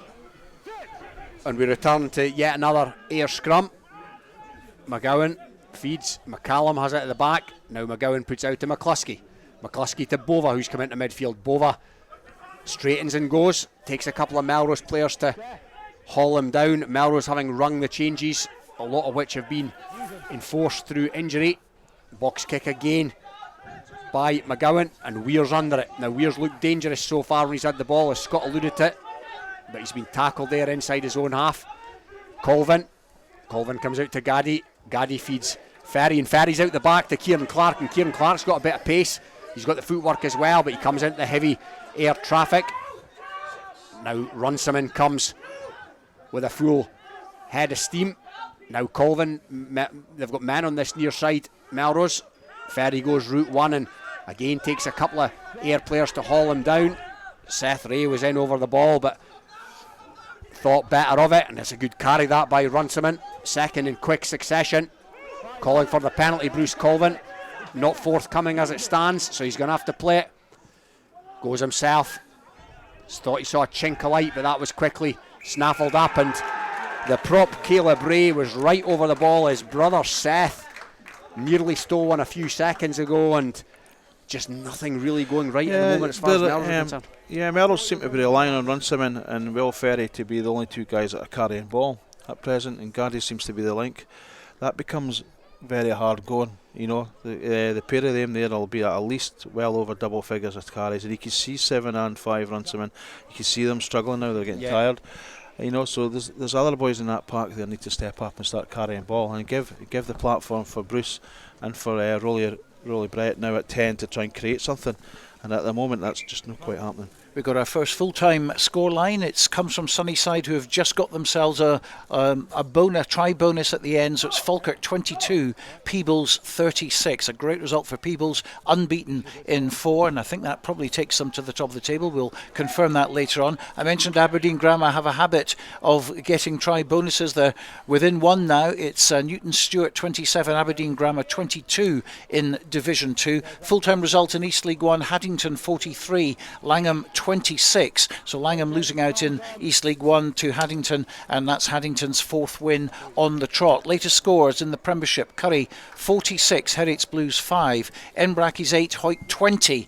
Don't forget, it's Hoyk against Hoyk against Curry next Saturday. That's where we'll be at Mansfield Park. Jed Forest 31, Musselburgh 33, Kelso 24, Glasgow Hawks 7, and Mar 33, Selkirk 12. All latest scores. And as you rejoin us here, it's going to be an Ayr line out. Tom Martin will look to hit his jumper here, one of which won't be Ewan Hamilton, who's come to the touchline, and Rowan Potty's gone back on for Ayr. So one very good performer this afternoon leaves for another. Been particularly impressive in the second half, Ewan Hamilton. Now Ayr again look just winning the contact there, looking to rumble up through these bigger, heavier forwards, but McCluskey's gone without that, so knock on there will give Melrose a wee bit of respite. But you mentioned just off air, Scott, there about the number of changes that have been made, and it's taken the cohesion out probably out the game for both these teams just in the last few minutes. Yeah, no, it has, but I think you look very comfortable, to be fair, and Melrose are struggling to live with the pace that they're now playing with. Very impressed with Adam Prentice, the signing from Dumfries with the red scrum cap. He looks a strong player for the future, and obviously Ewan Hamilton's now just came off the field, replaced by Potty again. So they seem to really use their squad of 2021 players really well and bring them on and off when they can. They certainly do. Melrose are going to win. Oh no, just as I say, they're out to win their own scrum. It was taken against the head, and now Ayr are up, and there's a break on here by Harry Lynch. He's up into 22, Lynch, and the forwards pile in. McGowan's there to take extremely clean ball, and it's another strong carry, this time by the substitute Jake Shearer, who's been impressive since he came on. McGowan again to that man Potty. He only knows one way, and it takes a couple of Melrose players to haul him down. Again Ayr in the 22 here, and again McGowan is at the base of this. McCluskey sold the dummy. That's a really, really good tackle by by Will Ferry, however. And that's possession back with Melrose. That's the first Oh, the referee's going to bring them back. It appears there was a knock-on by Melrose somewhere in there. That was fantastic defensive work by Ferry. Ferry. Knock-on or a forward pass, I think. I know, and that's the little bits of detail that's been their bugbear today, hasn't it? You know, and straight away the Melrose heads have went down. There's a few guys out there carrying knocks and just struggling with the pace of the game that Ayr have brought at the start of the second half. They certainly haven't. You know, they've had a few injuries this afternoon, Melrose, which has not helped a few young lads in there. But we mentioned it before, and let's revisit it again. They've so badly missed Hutchison this afternoon. Yeah, he's a talented rugby player, Hutchison. However, there is players within the Melrose ranks that can step up to the plate. It's just that little bits of detail. You know, it's a pivotal position 10. You know, especially nowadays where you're maybe looking for 2 lines or 3 lines of attack in some instances. So, you know, to lose somebody as pivotal as Struan, he's obviously got to take its toll. But you know, that's what rugby's about nowadays. You know, and somebody has to step up to the plate and take control of the situation. Yeah, well, a few have battled manfully, Will Ferry being one of them. He's put himself about, but it's an Ayr scrum inside the Melrose 22, and they've got a decent open side here from which they can work, and it's picked up by Seth Ray, who's playing number 8 now. Bovas came in field to crash it up. McGowan, who's looked sharp since he moved to scrum half, and they're running the moves now. Ayr, McGowan again, this time to Joe Stafford. And again, comes back on the side of Ayr. It's McGowan again, it's Potty again making meters in the carry. McCluskey goes to the big prop Prentice that Scott mentioned has played pretty well. There's Melrose players in over there, but illegally so, says referee Alan Ross. So it really starting to stack up against Melrose here with still around 7 minutes or so on the clock. Second half late and starting, of course, because of the injury in the first half, the Travis Pula. And now there's a penalty here to centre field in the 22, and Bova's going to have a crack at the sticks. Yeah, and I think Alec Crumpton was a bit unlucky there. Whether he released just before the tackle, but he's certainly over the ball as a jackal, and he certainly, I thought, to my mind, he had won the penalty, but the referee had other thoughts. And and Bovey's going for the points again. Yeah, he's missed his last 2, Bova, but you'd fancy him to get this one from bang in front inside the 22. And he makes no mistake, Jamie Bova. And they're looking very professional here. Yeah. You have to say, almost like what the warm-up was first thing today. You know, they warmed up for an hour solid and looked very professional in the warm-up today. And that's carried on in the second half. I think there was a few bits and pieces that happened in the first half where the referee penalised them quite a wee bit. But they certainly they've controlled this game in the second half. Yeah, you mentioned that early doors about the warm-up, Scott. And you know how it just looked, how almost the fettle of the 2 different teams looked, and it's translated into the game. Yeah, and it's unfortunate because when Melrose scored that try, possibly around about 20-minute mark, there he looked as if they had a wee bit dog in them today. He looked as if they were up for the fight. Yeah. But that's disappeared in the second half, and fair play to Ayr as well for controlling the game. Yeah, the early try in the second half by Ayr really knocked the stuffing, if you like, out of Melrose, and they've never really recovered from that. But they've got a scrum here just outside the Ayr 22. They're 5 metres in from the touch line. Rolly Brett has moved into standoff. Gaddy feeds Colvin. Colvin sees half a gap and goes, and he's got Brett now in there trying to clear that out. Gaddy again, fed back inside to James Brown, who's not seen much of the ball in this second half. Melrose still in possession, as there's a bit of a tip tackle in there, and there's off the ball stuff going on. The referee's going to have to keep an eye on that. It's on here. There you are, right? Right. He's feisty one, McGowan, isn't he? Yeah. Right. You don't need your mouth. Right. Okay. Danny, Angus. Referee's going to have a chat with him here. It looked to be a bit of a tip tackle situation in there, off the ball, and it led to a bit of afters. Right. Okay. Started with handbags as far as I'm concerned, 6 to 1.5 dozen the other. Yeah. Your player, when I'm telling him to get the way, still pulls on him. I'm going to come to black because of that, okay? Both are in the wrong. It was the 11. Okay. Okay, it's a penalty. What's an opportunity for Melrose now? Yeah, they'll put this into the corner, no doubt. They look to go deep into the 22. Kieran Clark He's made a pretty decent fist of that, Clark. So Melrose are going to have a line out. There's around 4 minutes remaining in this one, injury time permitting. And it's their first bit of you're good there from meaningful territory for a while. Melrose, you have to say. It's going to be Logan Kirk to throw in. On the stand side, 5 or so in it. What a source of ball. Lachlan Gaddy has been at the line out. He's taken that beautifully again. So they're going to try and rumble this, the Melrose forwards. Kirk's at he's got to go back when the he comes back out. of it. Bruce Colvin's in there now. Colvin fancies a snipe. He's hit really hard by Gaddy. He's hit really hard by Gaddy. And has he turned it over? No, it's back on the Melrose side. Now it's Runciman. Runciman hits it up. Colvin again to Brett, to Kieran Clark. Now it's tipped on by Hamish Weir. But they're going to bring it back. It's gone forward. Referee, states that it's gone. And that's another opportunity, just like what the first half was. And Melrose are just no creating taking those chances. Very flat at the back division as well, which was interesting. You know, I always think we like to maybe lie a wee bit deeper, where we can then take the ball forward a wee bit and give ourselves the chance to catch and pass. So as the break in play, the water comes on. Looks like McCallum's took a knock again. Yeah, he's played well. He was just all over that jackal there, just to prevent slow ball, just under the post there before. Yeah, he knows his way around the rugby pitch. Some quick full times for you. It's Curry 46, Herriot's Blues 5. They only scored 5 points in the second half. Full time Jed Forest 31, Musselburgh 40, and Kelso 29, Glasgow Hawks 14. A full time scoreline. Still waiting on results to come in from Raeburn Place and Mar. It's currently 20 points to 15 to Hawick, and Selkirk losing by 33 points to 12 at Mar. Great result over at Poynter Park there for Kelso. That's them back on the horse after the heavy reversal at Mansfield last week.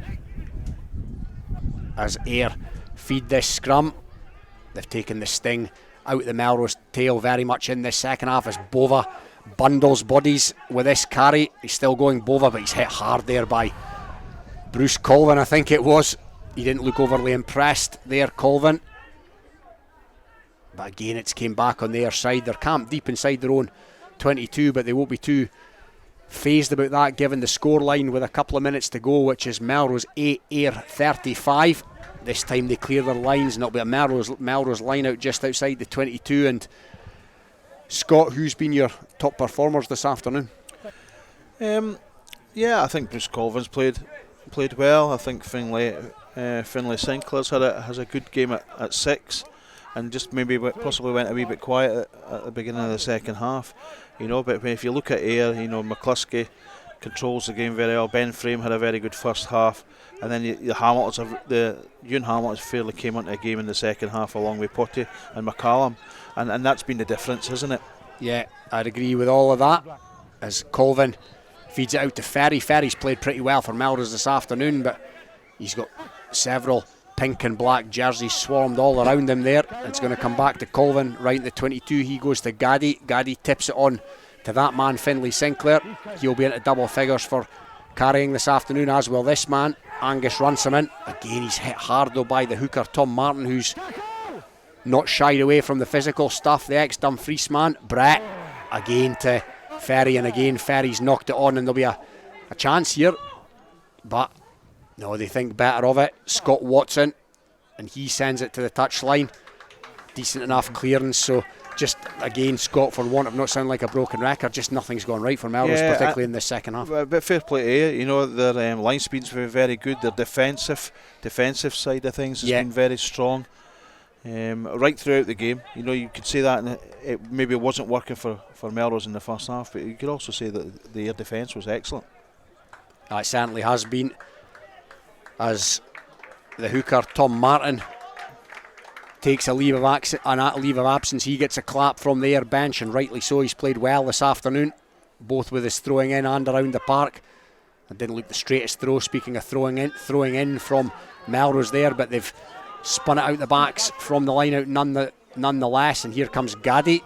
Gaddy spins in the tackle, looks to free the arms, but caught up, and Melrose Ayr players are right over there. It was the substitute that's come on, Jordan Duncan, and he's managed to win his team a penalty, so he's not had long to make an impact, Duncan, but he's got a star next to his name, the man that scored the try last week against Dundee. I have to say, Scott, their squad looks strong. Their bench has made an impact. Yeah, no, it has. No, and it was interesting speaking to the coach beforehand. He was saying that they train first and seconds as a group, you know, and then interact with everybody all the time, swapping players on and off. So it was working a kind of rotation system. So it's obviously working well. I felt sorry for Bruce Colvin there. Clearly, the referee possibly had got that decision wrong there, and unfortunately it's another Ayr penalty and inside the Melrose 22. Yeah, as the throw-in comes in, but it's been stolen by Gaddy, who's been the kind of king of the touchline this afternoon in a losing cause for Melrose, and that's trucked up by Sandy Fairbairn, who's on the field for the home side. Melrose trying to create something from inside their own 22, and they're going nowhere fast, but they've got a penalty and they're looking for consolation here. But according to our clock, we're a couple of minutes into injury time at the end of this second half, and it's going to be Kieran Clark to send it down the touchline. So it'll be a Melrose throw in just inside their half. Can they conjure something up from here? It's going to matter not in terms of what they'll take from this game, but they'll want to end on a high nonetheless. They're not going to get a losing bonus, nor are they going to get a try scoring bonus, but they'll be looking to finish on a high and give them something to work on to take into next week. So Kirk to throw in, finds Runciman. That's good off the top ball to Colvin, and that's a good step. Kieran Clark, it's the first space he's had today, Clark, and he feeds it inside to Rolly Brett, and that's a beautiful pass from Rolly Brett to Hamish Weir, and Hamish Weir's going to be in here. And Scott, they've shown what they can do in this back division. That was beautiful play by Kieran Clark, Rolly Brett, and your man there, Hamish Weir, to finish it off. Yeah, it wasn't a delightful try, and it just that's probably what's the frustrating bit about it. It just shows you how easy that can be. You know, a great little break there with Kieran Clark, exactly what it's been. But you know, the passing was out in front. It was Kieran was able to run onto that ball with pace, and Hamish Weir, who's looked sharp since he's been came on the field. A great left-handed pass of Rolly Brett as well to put Hamish away. Beautiful pass by Brett. I really like him as a player. He's been like a new signing for Melrose since he's came back. He's always last been season. a good kid. Always been a good kid, and it was a shame that he had to go back and get that knee operation. But he's certainly come back, and he's looking fit as well. He's defensively, he's worked really hard today as well. So we're in the dying embers of the second half. The scoreline is Melrose 13, Ayr 35. The kick was missed. They attempted a drop goal. It wasn't the best, most aesthetically pleasing thing you're ever going to see, and the kickoff's been taken in by Alan Ferry, and he goes again at this Ayr defence. Ben Cree's back on for Ayr, the formidable figure of Ben Cree. We've spoken about the impact that the Ayr bench has made, and he's another. But here they come again, Melrose, and Cree puts on the shot on his fellow Melrose substitute, Hamish Derrick. One substitute prop on the other. That's been knocked forward clear as day by Colvin, but the referee, in fairness, was going completely the wrong side to see it.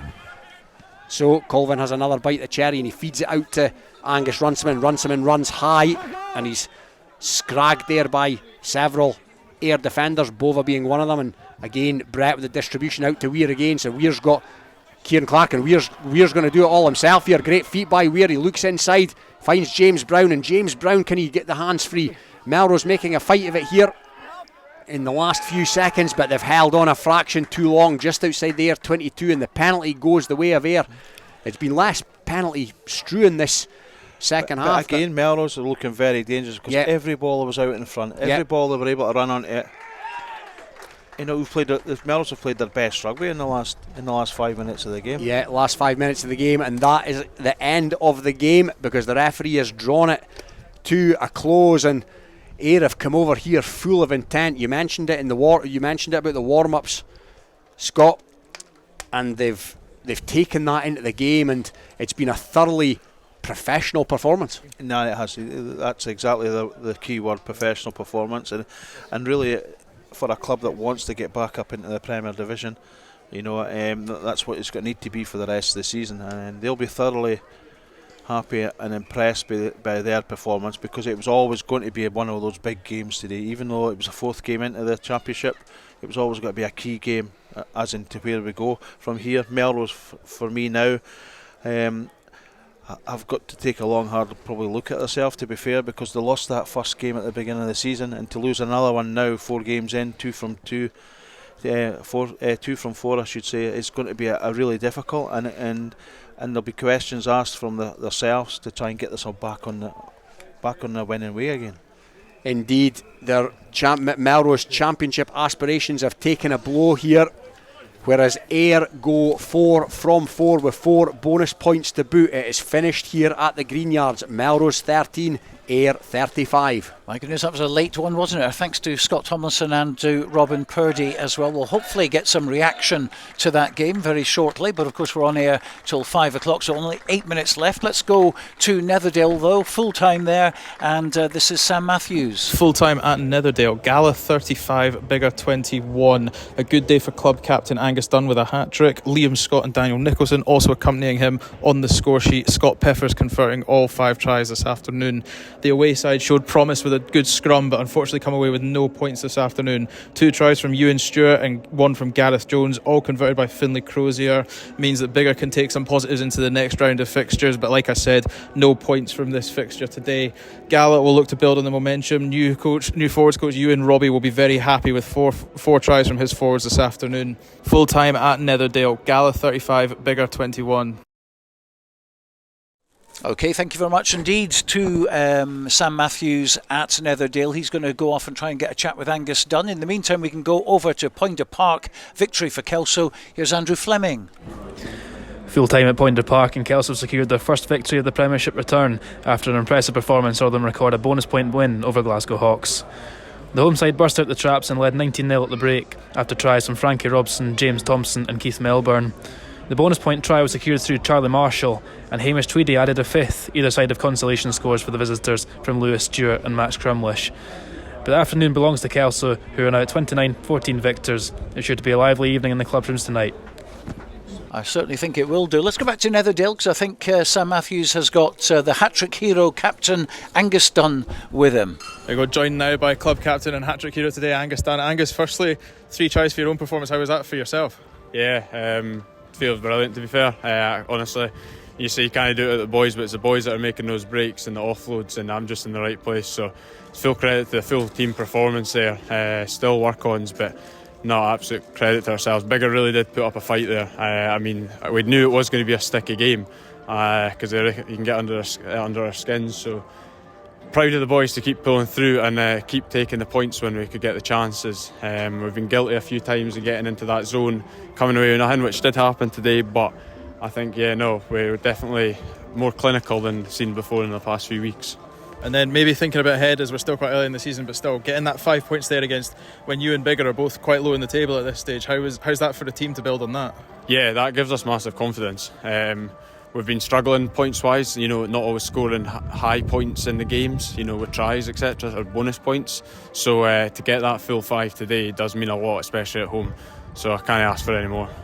And then I noticed early on in the game plan, you seemed to be, as soon as it got inside your half, you were just kicking it away, making them really have to play in their own half. Is that a new game plan approach for yourselves there, or was it just you knew what was coming with Biggar with big hard carries? Yeah, I think the plan was, if we are getting under pressure, is to get that line set and get a really good kick chase.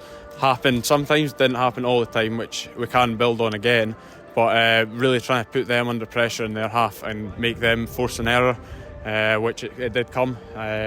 Unfortunately, sometimes again we didn't capitalise on it, but it will come together. Sure. And then what's the focus now going into next week? Any particular plans to go for it, or is it just a case of rinse and repeat and try bottle that performance? Massive big week coming. Local derby, big derby away as well. So Melrose had a good win last week against Biggar. We've managed comfortably the now. So interesting to see what happens, but we're going to be absolutely up for it. It's the best game that we could have asked for to push on to the Melrose game. So can't complain. Good to hear Angus Dunn there, captain of Gallo, who wasn't even supposed to be playing today. He was supposed to be carving, but thank you to the Cows for letting him play, and Gala have actually won that one, and a good result for them, 35 points to 21. In the Premiership, Selkirk have just got a try bonus at Mar. That game's still playing at the moment, 38 points to 14 to Mar, so I think we can safely say that time has run out for Selkirk, but Mar are going to take the points in that one, but a very good losing bonus point for Selkirk. Good to see them scoring the tries over there, 38 points to 24. In the Premiership, Curry 46, Heriots Blues 5 was a final score. We're still waiting on Rayburn Place to confirm that it's a full time there. We're still waiting on that one. The last we'd heard, it was Edinburgh 15, Hawick 20, very, very close, like it was last year at the corresponding fixture. Jed Forest 31, Musselburgh 40, that is a full-time score. Kilshaw 29, Glasgow Hawks 14, a full-time as well. And as I say, Mar 38, Selkirk 24 at the moment, still waiting for the full-time whistle in that one. In National 1, we have full-time results for them all. Dundee 32, Watsonians 21, Gala 35, Biggar 21, Glasgow Accies 33, GHA 20, Highland 50, GHK 21, and Melrose 13, AYR 35 is a full-time score. That was our featured game today. We won't be able to fit in interviews with the players from Melrose and AYR, but don't forget, Borders Rugby Television will be bringing you highlights of that game very, very soon. I can quickly tell you the National 1 table as it stands at the moment. AYR confirmed at the top with 20 points. In second place, it's Highland with 15. Third, GHA on 12. Fourth place at the moment, also with 12, Glasgow Accies on points difference. Melrose slipped from second to fifth place in the table in National 2. In sixth position, we've got Biggar Gala with 11 points. In seventh position, Watsonians with 10. Eighth, GHK with 10. Ninth, it's Biggar on 4 points. And in 10th place, Dundee, who have 6. So that's in fact Dundee 9th, and Biggar dropped to 10th with 4 points. That's correct as far as we know. We'll bring you the tables, of course, later on, and do check out the websites for all the very latest news on the results and the tables tonight.